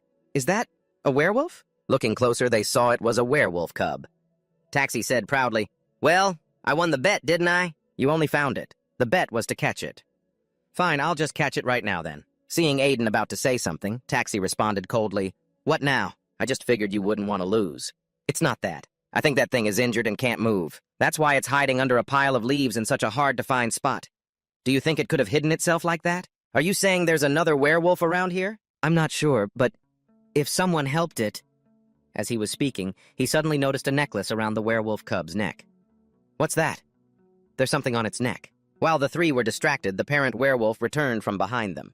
He felt a strange breathing sound from behind. Leo was quick to spot the werewolf first. He shouted for Aiden, managing to save him, but he himself was injured by the werewolf's attack. Leo was hit hard, sent flying a few meters. Seeing the werewolf up close, Taxi was too terrified to stand up. She tried to calm her trembling body. "Stay calm. I have to deal with this werewolf. I have to do this to restore my family's name." Her will was as strong as steel, but it all shattered the moment the werewolf stared straight at Taxi. As it swung its claws at her, Aiden luckily lunged forward, pulling her out of the way. She looked at her friend, momentarily stunned. Leo, injured and leaning against a tree trunk, watched with extreme worry. Aiden calmly asked Taxi, "Are you okay?" Taxi, bewildered, asked, "Why? Why did you help me?"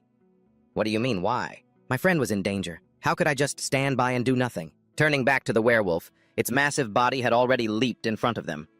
Aiden calmly stood in front of Taxi to shield her. "Don't worry. I think it's only angry because it thinks its cub is in danger." Then he spoke to the werewolf. "I'm right, aren't I? We didn't mean any harm, did we?" Both Taxi and Leo thought Aiden was doing something pointless. How could a werewolf possibly understand what he was saying? Aiden paid them no mind and continued to soothe the werewolf, saying that they wouldn't do it any harm. And yet, the werewolf actually seemed to understand him. It stopped bristling and turned to find its cub. It went over to the small bush and looked at its weak child. "See, I think it was just furious because of its child. It actually understood what you said? But how do we know it won't get angry again?" "Leo, Taxi, I know what I'm saying is a little hard to believe, but please, trust me this one time." With that, he approached the werewolf, continuously reassuring it as he got closer. "The little one. It's very weak, isn't it? The effect might be small, but this should help your child feel a little better." The werewolf quietly reached out its hand to take the medicine. The moment the werewolf's hand was about to touch the vial, two spears of light appeared from nowhere, piercing through the werewolf. The peaceful atmosphere instantly turned to chaos. The powerful light grew from 2 beams to 3. Amidst the werewolf's roars, the light wrapped around it like ropes, restraining it. Ludwig stepped out and called the names of the 3 students, his voice stern as he questioned them. "What are you kids doing here?" Leo and Taxi looked at him as if they had seen a ghost. They stammered for what felt like an eternity, unable to explain. He walked up to the students and told them to step back, but Aiden stood in front of the werewolf, shielding it. "Professor, please wait a moment. I think that werewolf understands human language. So please, reconsider eliminating it. What nonsense are you spouting?" "It's not nonsense. It might really be that werewolf." He glared at Eden. Faced with his terrifying gaze and overwhelming pressure, Eden was shocked into silence. He decisively pushed Eden behind him, leaving her bewildered and confused. When she looked again, he had already cast a fire spell, ready to incinerate the werewolf. Seeing the blazing flames before her, an indescribable heaviness washed over Eden. Ludiger was the first to speak. "I will punish you all for this transgression tomorrow. Now, return to the academy." The next morning, the 3 of them were summoned to the office. Leo was tense, letting out an occasional groan. "We're so dead. We are so dead. Of all the people who could have caught us, why did it have to be Professor Ludiger?" Taxi sat there, overthinking. "I only made a tiny mistake. I didn't even take the lead on anything, but I still shouldn't have been there." As this thought crossed her mind, she glanced at Eden, who seemed to be pondering something deeply. A moment later, the headmaster entered, beaming, greeting her beloved students. Ludiger escorted her from behind. Seeing the headmaster in person, the group grew even more bewildered. Elisa smiled gently and said, Now. Please, sit down and make yourselves comfortable, you three. The headmaster came here herself. This means we're not just getting a normal punishment. Do you three know why I've called you here? It seems you aren't planning on just giving us demerit points, are you? That's correct. You need to understand just how reckless your actions last night were. If things had gone even slightly differently, someone could have died. Now, there's no need to look as if your world is ending. And Professor Ludiger, you shouldn't frighten the students like that. Ma'am, this is not a matter to be taken lightly. But it all ended well, did it not? Besides, you've already explained the situation to me in detail, Eden. I heard you saved. Who was it again? I am certain you all recognize that your actions were dangerous and misguided, so I have decided to give each of you 10 demerit points. However, I cannot fault you for how you acted in a crisis. I can't. Therefore, I've decided to award each of you 20 bonus points. Professor Ludiger, do you have any objections? If that is your wish, ma'am. Well then, please continue to work hard in the future. As the three troublemakers left, Aden looked at him, as if searching for something. She recalled the image of him from the previous night, comparing it to how he was now, lost in thought. After the students had all left, Elisa spoke. Are you satisfied now, Professor Ludiger? I never thought you'd ask me to look out for those kids. Thank you, ma'am, I did it. Because if they knew it was my suggestion, it wouldn't suit my image. I see. But was there really nothing strange about those werewolves? No. No matter how hard I try to recall, there was nothing out of the ordinary. Then I suppose there's nothing to be done. Regardless, I thank you once again. Thanks to you, there were no casualties. I'll be looking forward to your future accomplishments. After his conversation with the headmaster, he returned to his room and began to organize his thoughts. The thing that bothered him was the small werewolf. Its form, it was far too much like a child's. That was clearly the body of a human who hadn't fully transformed into a werewolf. But they don't create werewolves from wolves. They capture humans and transform them. I don't regret my choice. I would have been in danger if I hadn't eliminated them. Furthermore, they harmed others. That fact doesn't change. Is that why they became like that?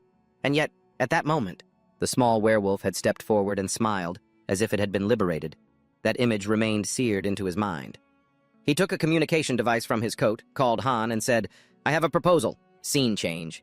Who would have thought we'd get bonus points instead of demerits? Is your hand okay? They said I just needs to be careful for a few days. Taxi noticed Eden's crestfallen expression. What are you so worried about, Eden?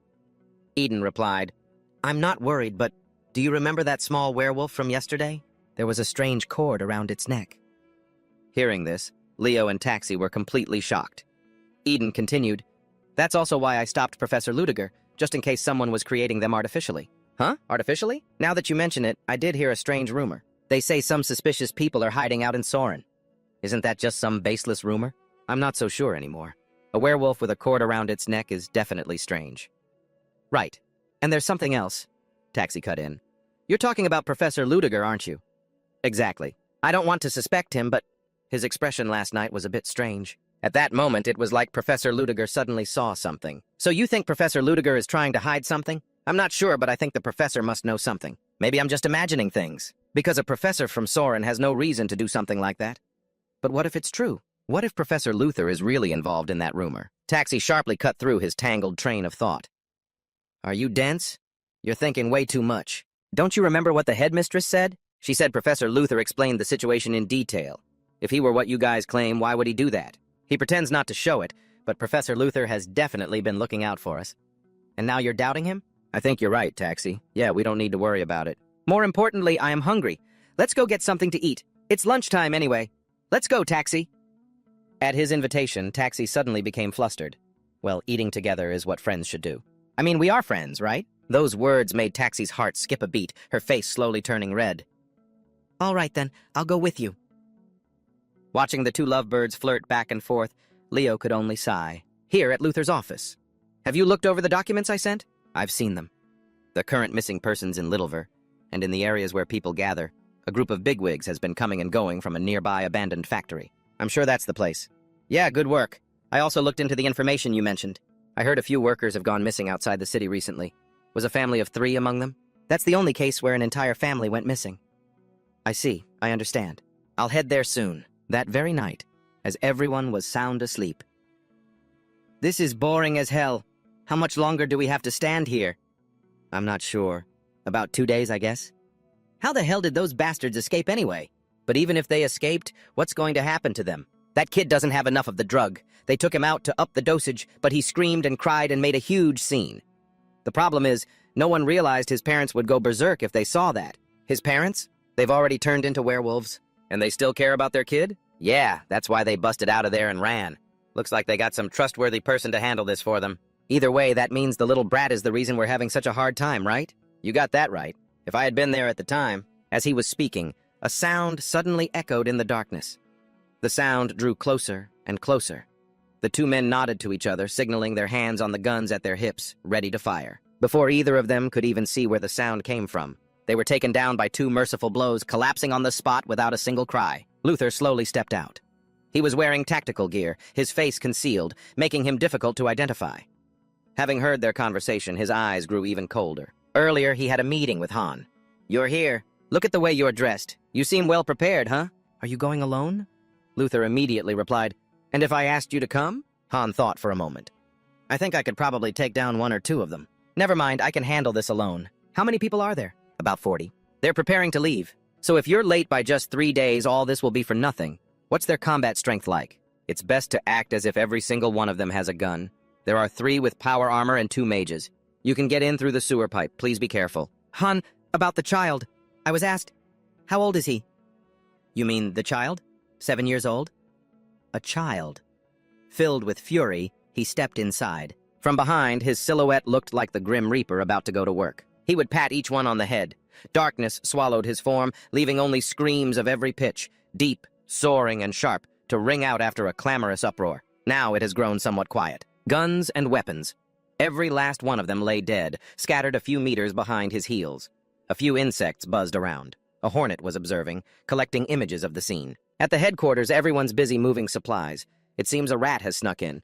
Is he from security? Stop what you're doing and send someone out there to take care of it. Looks like he's not from security, but that's even better. It means nobody will care if he croaks here. Right on cue, the guards at the door opened fire frantically, but the more they shot, the more they realized they were just wasting ammo, because he had a magic shield. After all, those slugs were just little iron pellets, and every single one was blocked. He's a sorcerer. Guns are useless against him. Bring out the knives. While they were still scrambling for knives, Lutger lifted his coat and drew his gun.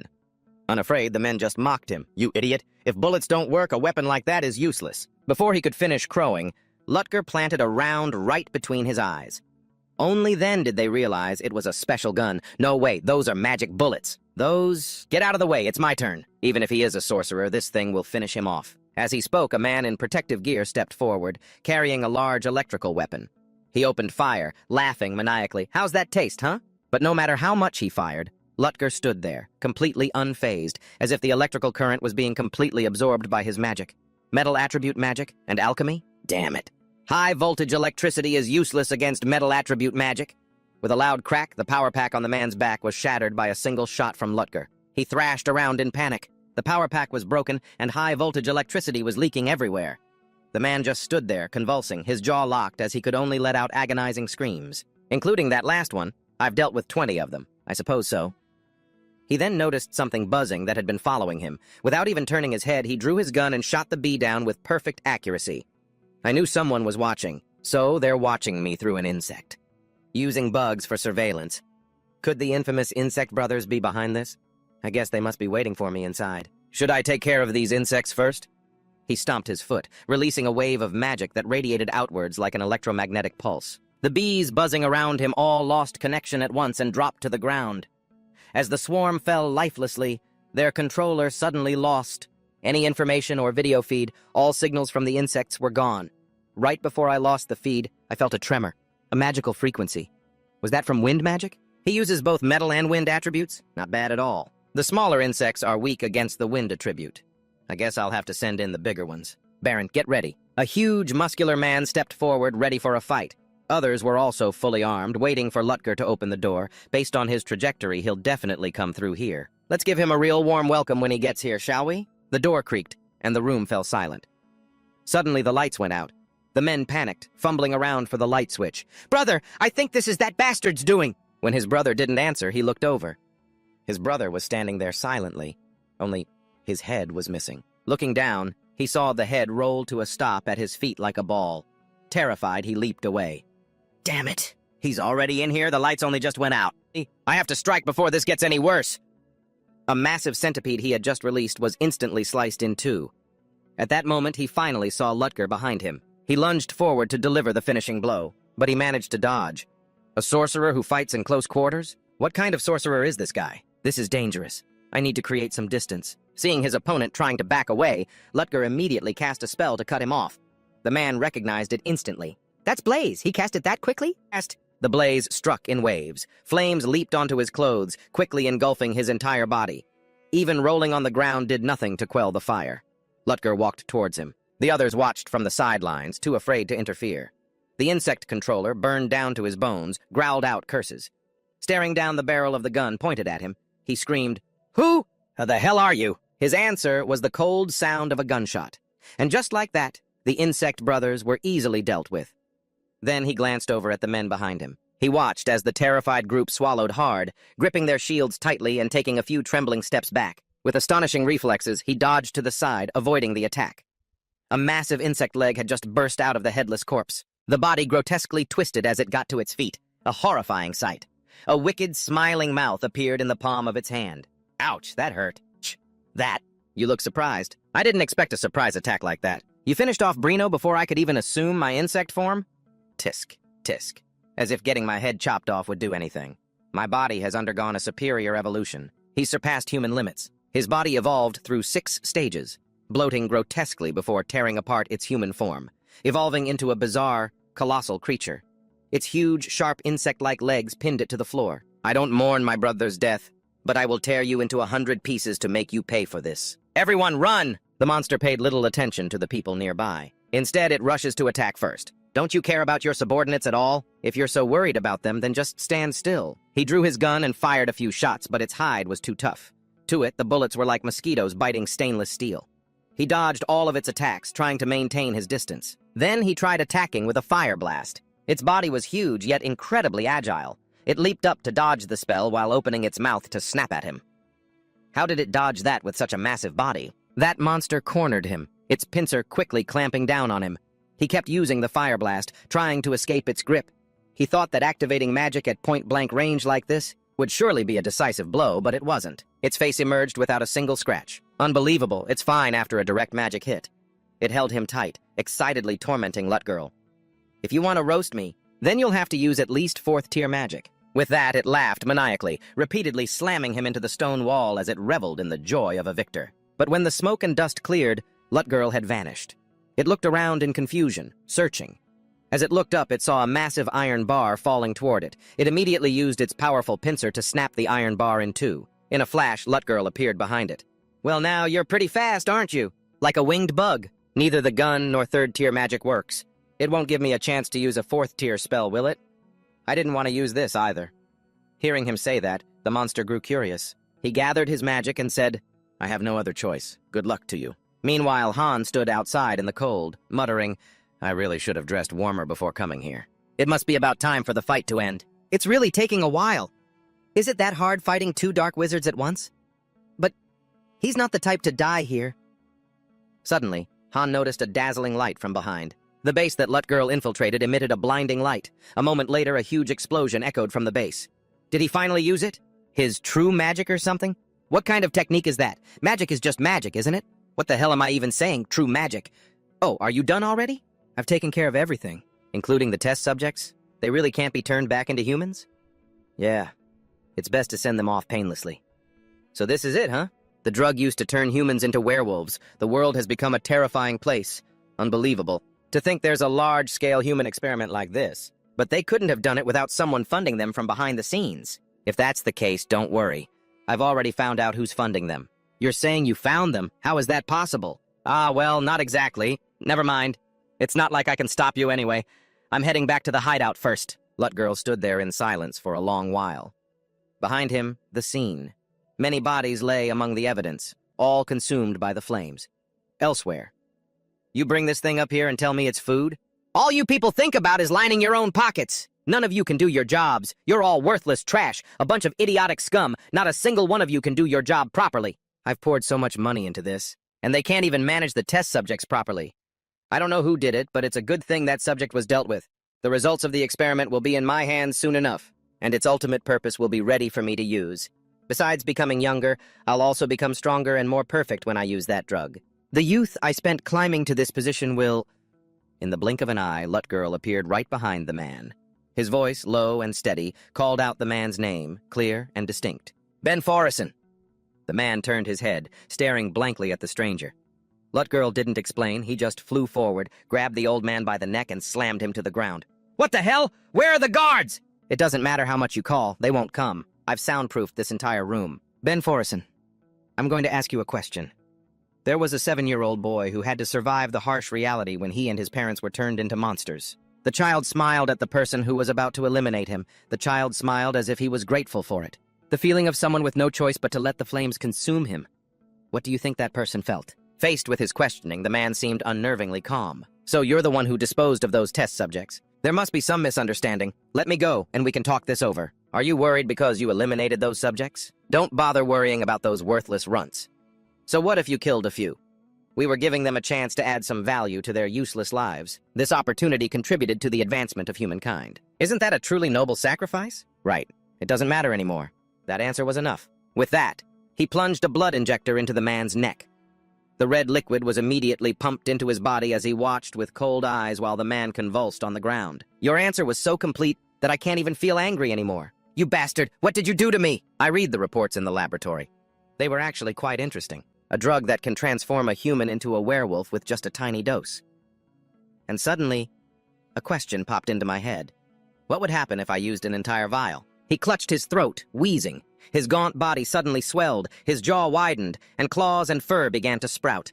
In just a few seconds, he had transformed into a grotesque monstrosity. Not a werewolf anymore. I can understand how he feels. A terror that radiates from the very depths of his soul. Therefore, you should understand the pain of the people you've harmed. With such a loud noise coming from inside the house, the soldiers and servants of the household quickly ran over to see what the commotion was. What was that noise? It's coming from Lord Belford's room. The moment they anxiously pushed the door open, what appeared before their eyes was a monster. Huge, hairy, and grotesque. It's a monster. Where did this thing come from? Just kill it first. If you can't use magic, go find Lord Benford. Hurry, all magic users, focus your fire and burn that huge monster alive. Engulfed in flames, the monster thrashed violently, letting out a deep, guttural roar. Meanwhile, in a small room in a deserted alley, what is all this? Take as much as you want, use it for your work. Hide it well afterwards. It took a lot of effort to find this hideout. Why don't you take a look around? Maybe next time. I'll be back anyway. By then, I'll be using a different identity, one more suited to this underworld. All right then, get some rest. Goodbye, Han. After that, Lut returned to the academy alone. He walked slowly, taking in the peaceful night, his eyes fixed on a column of smoke rising in the distance. His fists clenched as he steeled his resolve, the purpose in his heart growing ever clearer. The next day, reporters swarmed the mansion, scrambling to take pictures and get a scoop. By the time security arrived, there was no sign of Rickson at all. Only the monster remained. I guess the rumors about Rickson using forbidden arts must be true. Let's go spread the word. What about the monster? I heard the magic security team already took care of it. They say it took them over an hour to put that beast down. A white-haired individual led the security team to the scene. The surrounding crowd quickly parted to make way. The night engineering team was with them as well. Their leader is the guardian captain of the engineers, Tarina Lai. Man, I never thought national security would get involved in this. Could it be that serious? This is big news. We should report that the engineering team is cooperating with national security on the investigation. The girl with long, flowing white hair approached the guard. She spoke curtly. Open the gate. My orders are not to let anyone in. She glared, her face stern, and repeated, Open the gate. The terrified guard didn't dare argue and immediately opened it. As the gate swung open, she led the way. Her subordinates entered the mansion to investigate. The inspector inside had been waiting for some time. Captain Tarina, it's an honor to meet you. I am Inspector Taborin. All right, you've done well. From this point forward, the security division will be taking over the investigation of this case. You are to hand over all collected documents and evidence, and then withdraw. The inspector asked no further questions and immediately complied. The protection squad quickly withdrew, leaving only personnel from the security division in charge. Once they were certain no one else was inside, the brown-haired girl behind her finally let out a sigh of relief. Man, the tension in there was real. The guy with the glasses behind you thinks you have no dignity, Enya. Loy, who cares about appearances when no one is watching? Besides, even if there's no one around, things should be done properly. You should conduct yourself as a member of the Dark Knights. Come on, Loy, as long as the media doesn't see any misconduct, we're fine. Don't forget why we're here. So this is the monster, huh? Quite a sight. Benford was rumored to have dabbled not only in forbidden arts, but in heresy as well, so when I heard he was eliminated by a monster, this was clearly not just an ordinary case. A monster appeared. Benford was eliminated. That's what the witnesses claimed, and this monster's corpse makes it all seem pretty plausible. One look is all it takes to see it was burned to the very bone. There's no way for us to identify the body. Then let's take a look around the room. Tarina stood before a picture on the wall. A small mark on the wall. It wasn't burned? She nudged the picture frame and a secret door immediately opened. Oh, so there's a hidden room, but there's nothing in here. Judging by its size and location, though, this would be the perfect place to hide a safe. Ben Forrison was known as a tycoon involved in a lot of shady business, so it's no surprise he had plenty of secrets. Exactly. He would hide documents where only he could find them. There was definitely a safe here. Until last night, at least. You can still see the marks where the safe used to be. It was moved just recently. A tycoon's mysterious death, the appearance of a monster, and a missing safe? This is no mere coincidence. I can only conclude that someone else interfered in Benford's death. But what was their goal? Why go to such lengths to cover it up? The only person I know with this kind of skill is Arsène Lupin. Loy looked confused. Who's that? She shook her head and replied, It's nothing. Loy, have there been any other strange cases in Litheva recently? Yes, there was one. An abandoned factory was recently burned down. Actually, it happened shortly before Benford's death last night. There might be a connection. Let's go, we'll head there now. Back in his office, a piercing sound echoed in his head. The after effects of that spell are not to be underestimated. That spell requires far too much mana. It's a good thing I prepared a potion in advance, otherwise I would have been in serious trouble. After taking the special potion, the headache subsided. I burned those werewolves to ash and destroyed all the evidence. At least for now, I don't have to worry about them anymore. No. Actually, there is still one person. Eden. He tried to stop me right up to the very end while I was dealing with the werewolves. Eden was the one closest to me at the time, too, even though I destroyed the evidence immediately. Just for a moment, it was like he saw something. Damn it. I never expected things to get this complicated. Who's to say he won't go around running his mouth? If that's the case, the best solution would be to deal with this carefully. Perhaps I should just eliminate him, too. As he thought this, his eyes filled with killing intent. He remembered how Eden had tried to reason with the werewolves. Then, he tried to calm himself, thinking he couldn't possibly harm one of his own students. The risk would be too great. Besides, the kid is special. He's being monitored personally by the headmaster. If something were to suddenly happen to him, I would become the headmaster's prime suspect. After thinking for a moment, he decided to give his mind a rest. But still, on second thought, he knew that as a child he learned a special kind of magic from a wandering sorcerer. Could that really be a coincidence? Meanwhile, Tarina's group arrived at the scorched area from the previous night to investigate. It's been completely destroyed. It's going to be hard to investigate anything in this condition. Why would an abandoned factory suddenly burst into flames? And at the same time as Benford's death, no less. Perhaps this factory was still operational, just disguised as abandoned. I think so, too. It wouldn't have just spontaneously combusted otherwise. What if some dark mages and heretics were discovered while they were scouting this place, so they burned it down to destroy it? That actually makes sense. But we don't know who could have discovered them. We had no plans to investigate this location. You mean they were hiding evidence from someone else? But would they really go to such lengths? Or is this all just a coincidence? Or it could be due to other reasons. Aside from this case, have there been any other incidents of note recently? None, but the werewolf that caused a commotion a few days ago has now appeared at the academy. According to the report, it entered through the sewer system where security was lax. That's not particularly surprising, but are the students there safe? What happened to the werewolf? 3 students were injured, and after that, the werewolf was taken care of. A professor there handled it, as expected from a Thyon professor. Have they handed over the werewolf's corpse? There's no corpse left because it was completely incinerated. Incinerated? How convenient. Are you trying to confirm something? Do we need to go to Thyon? No, we need to focus on gathering evidence first. A factory and a werewolf, both incinerated. Although saying the 2 incidents are related based on just that is a bit of a stretch. But I won't rule out the possibility. Every threat to the kingdom must be rooted out. That is precisely why we of the Night Guard exist. Professor Lutger was the one who defeated that werewolf? He's from the military and even participated in the campaign to annihilate the sorcerers. I knew from the start he wasn't just some ordinary guy. Renee looked around for an empty seat, but the place was packed. She had no idea where to sit. There was an open spot in the middle, but it looked like they weren't about to make room for her. After that incident, everyone was avoiding her. She scanned the room one more time and, thankfully, she found an empty seat. Looking at the person next to it, she immediately recognized Elodie. The friendly princess smiled and waved a greeting. "Hello, how have you been?" Reyna timidly sat down next to Elodie. Oh my God, how dare she sit next to the princess? And acting all friendly, too. When did they become so close? Seeing Elodie next to me reminds me of the night we ran into the werewolf. I hope Professor Rutger is okay. Don't worry, he's a professor at Theon. Wait, it's so late, why are you still out here? After she explained everything, Elodie became furious. What the heck? Nobody woke you up? That's unforgivable! I'm going to teach that librarian a lesson he won't forget. It's okay, really, it was my fault for carelessly oversleeping. By the way, why is the princess here at this hour? I came out to guide the students back to the dorms. The princess herself is doing it. Just call me senior, that's fine. At Theon, everyone is equal, aren't they? I can't believe even a princess has to do patrols and can chat so casually with a commoner like me. Still, sitting next to her is making me so nervous. One wrong move and I'm a goner. The classroom door swung open and Lutger strode into the lecture hall. His deep voice resonated. Class will now begin. Today I will be lecturing on manifestation characteristics, the fundamental principles and laws of elemental attributes. The elemental attribute is one of the 4 manifestation characteristics. It is the most common and important one, the absolute basics that most of you should have already learned. Therefore, today I will teach you a new method. Flora glanced at the paper, a hint of curiosity in her eyes. A new method? What is he planning this time? A method to increase the power of your elements. From 20% to 80%? Is there really a method like that? He can't be lying to us, right? Anthony, which elements can you use?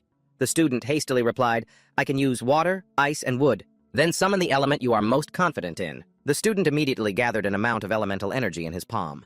He assessed it. Passable. Fearing the student would misunderstand, he added, by which I mean it's nothing special. Now, watch closely. I will only do this once. He then gathered elemental energy with one hand. The energy quickly condensed into a large sphere, which then took the form of a large, glittering snowflake in his hand. What the? Is that really the same magic? The level of mastery is on a completely different level. It seems you're all interested now. I will explain the theory first. Flora watched with a stoic expression as he presented what he wanted to introduce. Because elemental attributes have a long history in the field of manifestation, they were once called the foundation of all forms of magic. Pure magic is now also considered a part of manifestation. They were the first 4 great elements. Compared to the more than 10 elements we currently have, 4 is a very small and simple number. Now, does anyone know why elemental magic developed to such a degree? I will award 5 points to whoever gets it right. Let's take the fire element as an example. Students eagerly raised their hands to speak. It's because fire is used to drive away the darkness. It's used to burn and clear forests. It's used to dispel the fear. That is instinctual to humanity and the dark. A very creative idea. I think you'd make a fine poet. All right, Flora Lumos. To burn and liquidate others. Correct. To burn with fire, drown in water, cut with wind, and shock to death with lightning. War and slaughter. These are the very reasons for the development of magic. However, in the flesh-biting cold, fire is a symbol of life, not destruction. Water is used to power water wheels and grindstones. Wind and lightning are used to illuminate the darkness. The purpose of the elements can always change based on human action, to fight for a better world. That is the mindset you must possess before learning about elemental attributes. Now, we will begin the lesson. Everyone, create an elemental sphere. Joseph, focus on the flow of your magic. For a second-year student, the magical power you're creating is surprisingly inexperienced. You call that a wood attribute? It feels like a rotten leaf that fell to the ground in late autumn. Think of a young sapling just sprouting from the earth.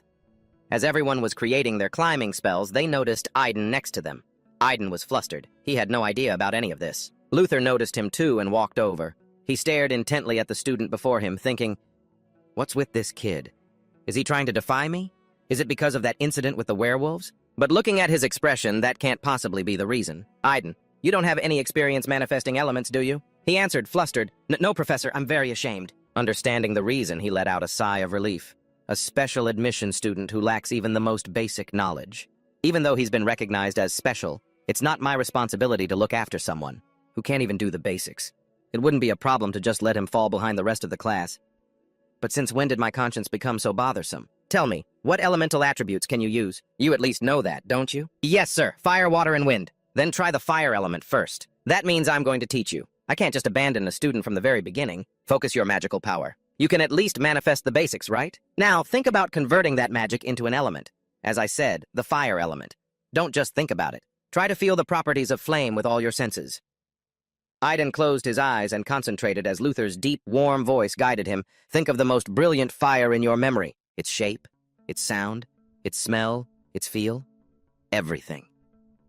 Slowly, a small spark ignited within Aiden.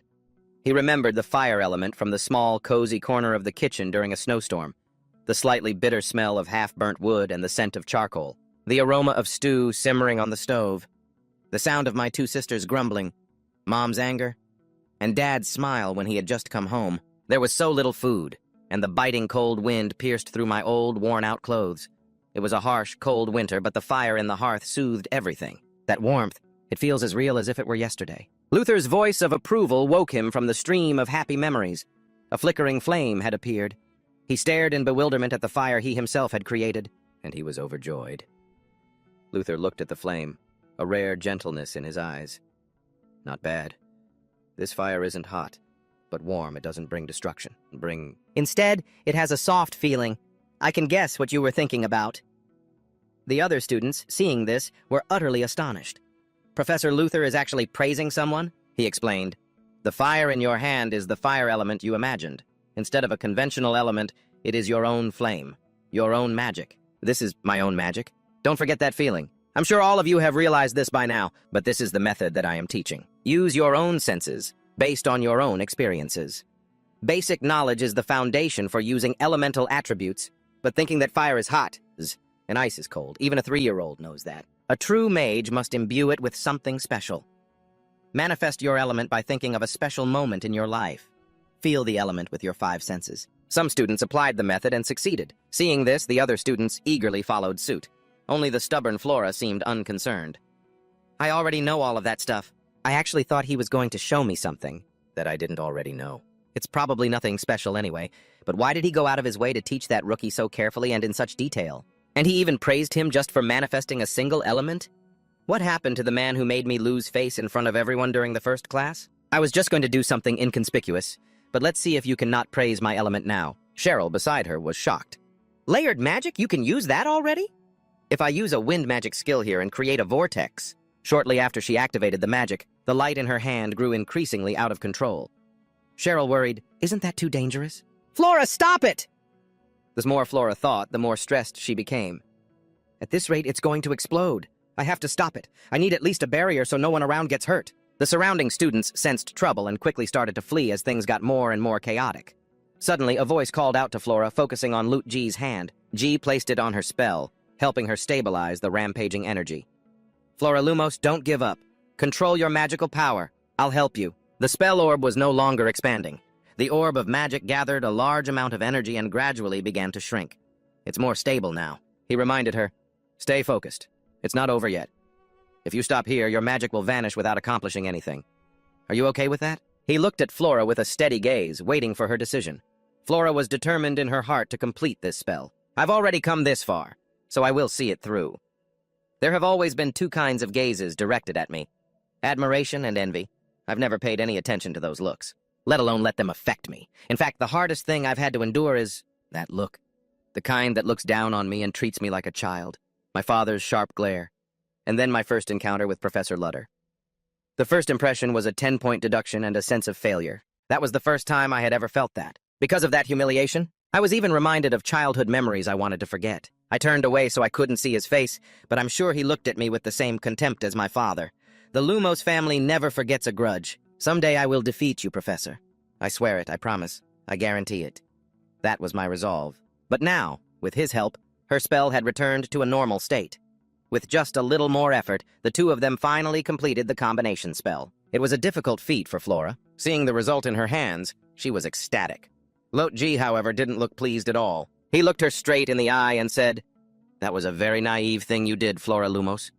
I don't care if you try a new type of magic and fail, because everyone fails. But it's another matter entirely if you endanger the other students. Along with your inexperience in mixing 2 elements, you even chose fire and ice. It's very difficult to harmonize 2 opposing elements." That's true, but I succeeded, didn't I? I admit I was intentionally trying to mix in a 3rd element, but when I mixed fire and ice, the result was perfect. Hearing these words, he fell silent for a long moment as if deep in thought. A moment later, 2 elemental energies appeared in his hand.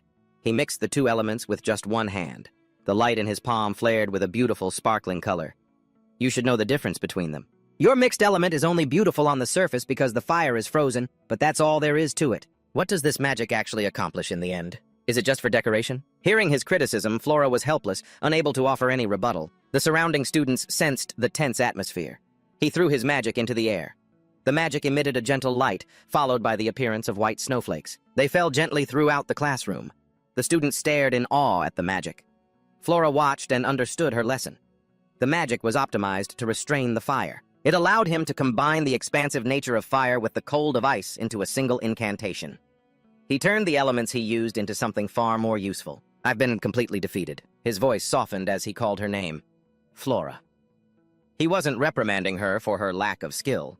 It wasn't a harsh scolding, but a gentle voice. It left her utterly stunned.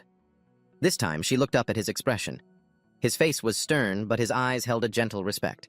Yes, he continued, you have a very special skill. I've never met a mage with your technique at your age. My question is much more fundamental than that. In my eyes, your magic is just for show. I have no right to interfere with your purpose for using magic, but at least find a path for it other than showing off. For your own sake. Feeling the rare kindness and warmth from the professor through the pat on her shoulder, the girl took his words to heart. He said, "Everyone back to your seats." He also returned to the lecturer's podium. As Flora absorbed the new knowledge, her mind began to work excitedly. He didn't yell or look down on me. He was genuinely worried. Even my own father has never looked at me with that kind of expression. Lost in thought, she was suddenly hit by a wave of dizziness and a headache. Cheryl worriedly rushed to support her. It's okay. I'm fine. I'm just a little dizzy from using too much mana. But I feel like I'm about to pass out. Is he okay, though? The professor must have used even more mana than I did. On Lutji's side, he clicked his tongue, wincing. Good thing I took that medicine earlier. I'm so dizzy. That kid. Not only can she combine elements at such a young age, but she combined 3 incredibly difficult elements. I was also reprimanded by my teacher for showing off like that.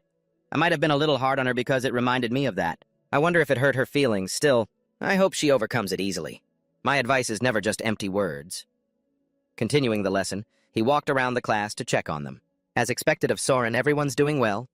She said, "This year's students are full of talented people. Is this a golden generation?" Then, his attention was drawn to a student. What's wrong, Rena? Taking in the situation, he had already figured out the problem. So, you can't summon an element completely, can you? Simply put, that element doesn't exist. He then addressed the whole class. Today's lesson is over. Instead of homework, we will review what you learned today. And Rena, you will come with me to the professor's office. Hearing that she was called to the office, both she and the princess next to her were bewildered. In the professor's office, he told the girl to wait a moment while he fumbled around, searching for a book or something. Rena sat on the chair, panicking. Her mind was overthinking everything. Why did he call me here? No way! Is this a private interview? Does he want to kick me out of his class? That must be it. How could a student who can't even properly summon an element keep up with his spell class? But I don't want to miss Professor Luth's lectures, she worried. She glanced up and saw him approaching with a stack of papers. No way! Is that a class transfer form? He really is trying to move me to another professor's class. So? The moment he called her name, the girl frantically said, "Professor Luthger, I'll do my absolute best. I'll do anything you ask. So please, don't make me drop your class." Looking a bit confused, he handed her a worn-out old book. What on earth are you talking about? Huh? It's not a class transfer form? You've been saying the strangest things this whole time. Just take it. My arm's getting tired. He told her to read and learn from that book from now on. A path you've never known will be written inside. Research on non-attribute magic. Professor, where did you get this book? He replied nonchalantly, by chance. That's the result of her entire life's research. Unbelievable. Besides you, there was someone else who possessed non-attribute magic. What happened to her? She's no longer in this world. As he said this, she was surprised to notice Luther's expression. His usually stern, intimidating face now held a hint of somber sadness, and his eyes had become deep and complex. So I can't learn the magic of other attributes? It's really hopeless. As far as I know, yes. Are you disappointed? Yes. I wanted to control at least one element. What do you think of people who can only control one element? The girl hesitated before answering. Talentless. He shook his head. Not at all. A person who can control only a single element is a person with infinite talent for that specific element. Their magic can even interfere with nature itself. That's how they demonstrate supreme skill with their own element. Yes, I was just listening to your explanation. Yes. So what about non-attribute magic? Literally, it has no attributes. He replied, sipping his tea. It's still unclear if non-attribute magic is truly what its name suggests, but there was a time when the 10th non-attribute element was grouped with the earth element, but that was in the past. Now that science has advanced, there are different studies, so don't worry. Both the world and magic are constantly evolving. Anything can happen. Read that book, starting today. This is a personal assignment I'm giving you. It will help you immensely. After settling the matter, he leaned back in his chair and relaxed. It really is quite surprising for her to possess non-attribute magic, but on top of that, those eyes of moral distinction. I never expected to encounter them here. They haven't awakened yet, so the girl herself doesn't know. But I also never imagined that the book she wrote would return to her in this way. Could this be what people call fate? After class, in the lecture hall, Idle diligently practiced his magic after getting pointers from him. He practiced for who knows how long, but this time he succeeded. He was overjoyed that the method Professor Luthger taught him was so effective. He remembered how, when demonstrating the magic, Professor Luther's eyes were so gentle and serious. So I really did misunderstand him, huh? After all, someone who loves magic that much can't possibly be a bad person. Then he noticed a group of people not far away. Who are they? A group of noble students were gathered. Seems like someone important is here. Just then, another student approached Idle's group with a sarcastic tone. Oh, look who it is, if it isn't Idle. The brat who can't even materialize a single elemental attribute. Still acting so arrogant, are we, kid? Leo, furious and about to lose control of his words, was thankfully calmed down by Idle. Leo, calm down, I'll handle this. Javon, look, I don't know what I did to upset you, but I'll apologize now. So can you please just leave us alone from now on? Javon scoffed. Leave you guys alone? As if. But on one condition, kneel. What condition? Don't be ridiculous. A noble like you, have you no shame? Why is a washed-up noble like you sticking her nose into this? It figures. You clearly weren't taught any manners. Eden said gravely, calling his full name, Javon Felio. You can mock me all you want, but you dare lay a hand on my friends, and I won't let it slide. Oh yeah, what are you gonna do about it? You want to do this? He threw his glove at Eden. Fine, I challenge you to a magic duel. Hearing Eden agree, Leo and Taxi were extremely worried. Eden, however, said without a hint of fear, if I win, you have to apologize to Leo and Taxi. That's if you can win. You'd better prepare yourself to kneel before me. Just then, Lutger appeared. What are you two doing? Upon seeing him, Javon's face twisted in annoyance. Lutger thought to himself, equally annoyed. Not you again. You're not the main character, you know. Now explain what happened. Javon cut in first. This is a legitimate duel. I issued a formal challenge and my opponent has already accepted. A first-year student in a magic duel, that doesn't seem right, does it? Is there a rule that forbids first-year students from doing so? What's with this kid? He then noticed the whispering crowd behind them and quickly understood the problem. Is he planning on helping that brat? Why the hell is he staring at me? I will not be held responsible for an accident that has yet to occur. Return to your dorms. Professor Chris stepped forward and said, Just leave them be, Professor Lutger. Isn't this a blatant abuse of your authority? Even a professor doesn't have the power to stop students who have voluntarily agreed to a duel. Lutger didn't know what he was planning, but he had already stepped into a messy situation. Even so, we can't just stand by and let inexperienced students with no real combat experience get hurt. If you're so worried about that, then why don't we both participate? He didn't answer right away, instead looking to the students behind him. Both nodded firmly in agreement. Since they both agree, I will follow your suggestion, Professor Chris. Professor Chris, seemingly not ready to let him off the hook, said, One more thing. Would you care to make a wager with me, Professor Lutger? It's not mandatory, of course. It is a bit ridiculous to bet on a match, whose outcome is already known. Lutger replied instantly, A wager? Fine, I accept. I didn't expect you to agree so easily. So which student do you think will win, Professor Lutger? As for me, Professor Chris, I will of course bet on Javon Felio. I believe he is an extremely talented mage. I'm sure you want to bet on Javon as well, correct? Should we change the bet to how Javon will win? Thanks, but no thanks. There's no need for that. I was planning to bet on Eden from the start. Very well. I don't know where you get that confidence from. So, what are the stakes, Professor Chris? How about a little of the magic we research? After all, we were both assigned to teach the spellcasting course. Is it true you also teach spellcasting? I honestly had no idea. These words made Chris's anger boil over. He gritted his teeth, cursing internally. Do you really think you can live peacefully after humiliating me like that? Lutger also felt a bit uneasy. So he teaches spellcasting too, huh? All right then. Then the duel will commence in 3 days. That sounds reasonable. I look forward to it. After setting the time, Chris left in a huff. Eden shyly apologized to him. He calmly replied, Let's start thinking about how you're going to win. You and Javon have completely different starting points, but it's too early to conclude that you'll definitely lose, because in any duel, variables always exist. Then guess what variable can help me win this duel? What a silly question. You already possess it. You just need to use it at the critical moment. Eden thought to himself, if I use that, maybe I can actually claim victory. But He remembered something from before, a flash of an image. Professor, I want to win with my own strength. So please teach me, Professor Rutger. Remember this well, Eden.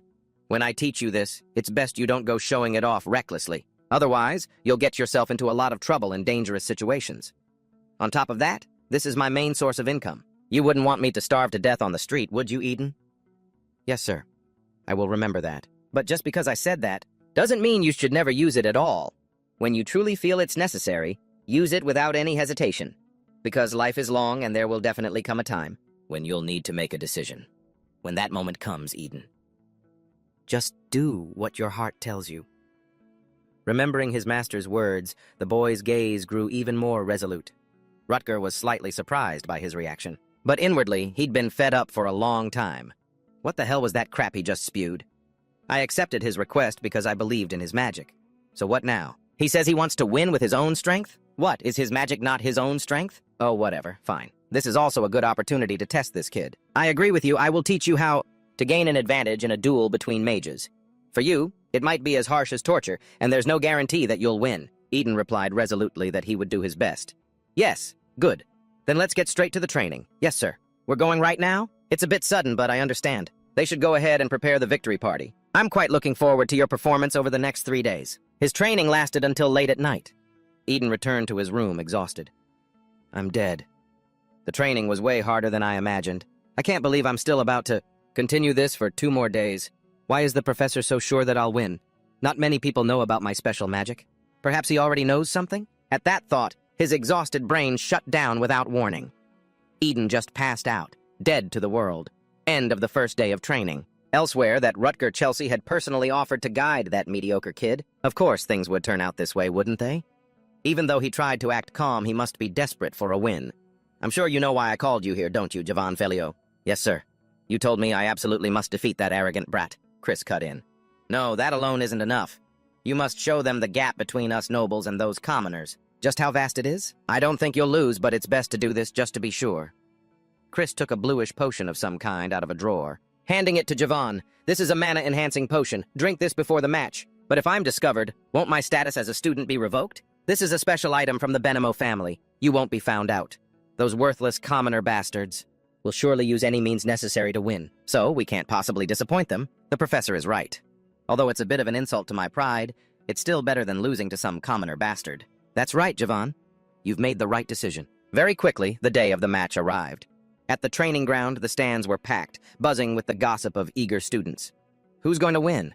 The noble kid has the advantage, right? Yeah, because the education nobles receive is completely different. I heard that first-year student is pretty formidable, too. He was involved in that werewolf incident right before this, wasn't he? Did he really catch them? I thought it was Professor Rutger who caught them. Professor Rutger is really coaching him?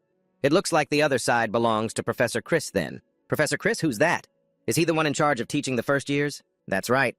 I think those two get compared a lot because they both teach spellcasting. Chris heard every single one of those whispers very clearly. Rutger Chelsea. Starting today, I will put an end to your arrogance. I will make you suffer a defeat. A humiliating one, in front of everyone. Just then, another group arrived. The headmaster and other teachers came to watch the match. Hello, Professor Chris Benemo, headmaster. What brings you here? I heard something very interesting was going on, so I brought him along. Ah, Professor Luthger, it's been a long time. Has everything been going well for you? He bowed politely and replied, Yes, thanks to you, sir. I heard you two made a bet. So who did you wager on to win, Professor? I bet on Eden. Does that mean Professor Chris bet on Javan? I'm really looking forward to this. But in any case, the student's safety is our top priority. You don't need to worry about that. Defensive magic surrounds their bodies like a shield, and it will block any and all attacks. Oh, the two opponents are right on time. The first one to step out is Eden, in a sturdy set of magic armor. His friends in the stands are cheering him on enthusiastically. Wipe that arrogant smirk off that brat's face, Eden. You can do it! Javan steps out confidently, waving to the crowd. His friends are just as enthusiastic. Go, Javan, we believe in you! Show them the pride of a nobleman! I will check your conditions for a moment before we begin. Yes, sir. Javan, remember your promise. Why don't you win first before you start crowing? The professor gave a quick check and declared everything was in order. Then he noticed the sword at Eden's hip. Eden held up the sword and said, This is a personal item I will be using in this match. It appears to be a sword, doesn't it? Well, this item was made based on the shape of a sword. Ah, The sword looks very dull and has no sharp edges. Only then did he approve it. Now, as you both know, the first one whose defensive magic is depleted loses. Let the match begin. Eden opened with a blue fireball, attacking first. Javan also started with a fireball. The casting speed of both of them is about the same. Well, they were both taught by Professor Luthger, after all. Just as I predicted, he used the fire element first. Knowing Javan, he'd probably use his strongest fire attribute spell first. That bastard's skills have improved. On top of that, element-wise, I'm at a disadvantage. However, that only matters if the power within our spells is equal. Javan's power was overwhelming, pushing back Eden's attack. He quickly dodged to avoid the blow. Just as that attack passed, Eden was hit by another one. This is the gap between you and me. You lowly commoner brat! But Eden wasn't a pushover. He quickly summoned a large magic circle. The two elements collided and exploded. Damn it! Eden is gradually being overpowered. If this keeps up, he's gonna lose. In that case, I'll use what I learned from Professor Luthger. Javan laughed loudly and replied, "Giving up already, you insignificant bastard? It's over!" Huh? Wait. Chris, who was smiling, suddenly froze and looked at Eden. He suddenly felt uneasy. Eden was now using a special kind of spell. No, it can't be. That's a teleportation spell. How can he use a technique of wartime mages? Did Luthger teach him that in just 3 days? No, that's not it. More importantly, a commoner, as ordinary as they come, mastered teleportation in just 3 days? Javan started to get flustered. What the hell just happened? The foundation of magic is concentration. It's hard to focus and cast a spell while moving like this. No, don't get flustered. I've already finished casting the spell. With this, I can shatter his concentration. Eden, while running, tried to maintain his focus and dodge Javan's attacks. Gradually, his outer layer of armor began to crack. His technique is starting to weaken. When the tip of Eden's sword got within a certain distance, he unleashed a direct attack. Javan didn't see this move coming. He just stood there and took the hit straight to his forehead. As he fell, he looked up to see Eden standing before him, pointing the sword at him. My turn now, isn't it? Javan, terrified, wanted to stall for time, but Eden decisively wouldn't let that happen. The match is over. The referee declared Eden the winner. Leo and Taxi cheered excitedly. You were so cool, Eden. That's the result of all your hard work. Contrary to the joy of Eden's supporters, those who supported Javan looked disappointed. That brat Javan. He's tarnishing the honor of the nobility. I never expected anything from him in the first place. Gradually, the stands behind Javan filled with harsh criticism and insults. Javan sat on the ground, trembling, unable to believe the result. He went from denial to blaming others. That's right. That commoner must have cheated. How else could he use magic while moving? In that moment of desperation, he chanted a spell and screamed, wanting to finish Eden off. What is he trying to do? Javan, that guy's insane! Eden, get out of the way! Watching the attack fly towards him, his master's words echoed in his mind. Because life is long, there will definitely come a time when you must make a decision. When that moment comes, Eden, he charged forward and used the wooden sword to slice that powerful fire attack in two. He strained, trying to split that raging fire, saving the referee's life in the process. The people in the stands started whispering. What just happened? Did that kid just cut magic in half? This child, he's so stubborn about that. But there's no doubt about it. He used it at the most crucial moment. Professor Chris watched, completely stunned. Anti-magic. A rare spell that can erase magic. How the hell did that brat use it right after using a teleportation spell? Javan held his wand, trembling. Eden strode angrily straight towards Javan. He decisively landed a punch on Javan. He fell weakly to the ground in front of the entire hall. Javan, I thought you'd at least have the decency to admit your own defeat. I had no idea you were worse than garbage. My. His losing face is so ugly. Don't you think so? Fredden, I don't know. I was never interested in barons to begin with. Still, I should keep an eye on that commoner, Iden, because he might be more talented than some of those nobles. We've seen enough. Let's go, Henry. Before leaving, Fredden glanced back at Lutter. Having watched the match without emotion, Lutter departed, his mind a mess of thoughts. Meanwhile, Chris, having lost the bet, turned to Lutter and said, Did you know that student could use anti-magic? I don't understand why you're so angry. You're in charge of teaching the first years. Did you even bother to check all the students' personal information? In any case, his anti-magic played a huge part in his victory. Oh, and by the way, our bet was for your specialized research paper, wasn't it? That's right. Is there something you want? Not at all. I don't want anything. I certainly don't want your research paper. After all, using someone else's stolen work as a wager is not my style. With that, he left, leaving a fuming Chris sitting there. He said, not my style to me? To me, Chris Benamo? That damn Lutter Chelsea? On the way back to his office, Sedina was waiting for him in the hallway. Congratulations on winning the bet, sir. However, with this result, you're going to attract Soren's attention. Will that be all right? I'm fine. In fact, this is actually a good thing. How so? What do you mean, sir? The headmaster already suspects me. She has been aware of our existence for a long time now. Even as a professor, I can't easily get off her list of suspects. It's simply not possible. But you came here as a professor precisely to avoid suspicion. But because of this incident, I've now established a reputation with the headmaster. The situation has changed. She can't just change her perception of me overnight. However, Sedina, you'll need to cooperate with me too. It'll attract too much attention if I'm constantly seen meeting with a student I have no connection to like this. However, it's perfectly natural for a professor to meet with an outstanding student. You must work hard and show them the image of a model student. Sedina clenched her fist, steeling her resolve. This is the first mission you've given me directly. Understood. I will do my best to carry it out, even if I have to sacrifice my life. He sighed and said, "No, don't die." His words only made her more determined. "I will not die, even if I have to put my life on the line." Whatever. This girl is somehow becoming more and more of a handful. This incident has helped solidify my position as being on the headmaster's side, while also sending a message to the Black Dawn Society that I can't act recklessly. But I can't keep this up forever. I should probably form my own organization. In that case, the first thing I need is... Suddenly, the communication orb on his desk began to glow. "As you requested, I have scouted the nearby areas. What do we have to do to maintain our position? I'm not sure what the situation in the dark alley is, but it seems it's time for us to use our power." You grasped the situation quickly. "You're absolutely right. It's time for us to use our power. Perfect timing. We're heading there now. Don't worry, if it comes to that, we just need to finish it quickly." In a certain tavern, an irritable man was looking to pick a fight. When someone asked how he was, he glared at them and said, "Do I look okay to you, huh?" "Ooh, that bastard Bebbit. He was supposed to make a return on our investment before he died. Now everything we poured into him is gone. We still have a little money left, though. We can still find another way, right?" "Exactly. That's why I called you all here.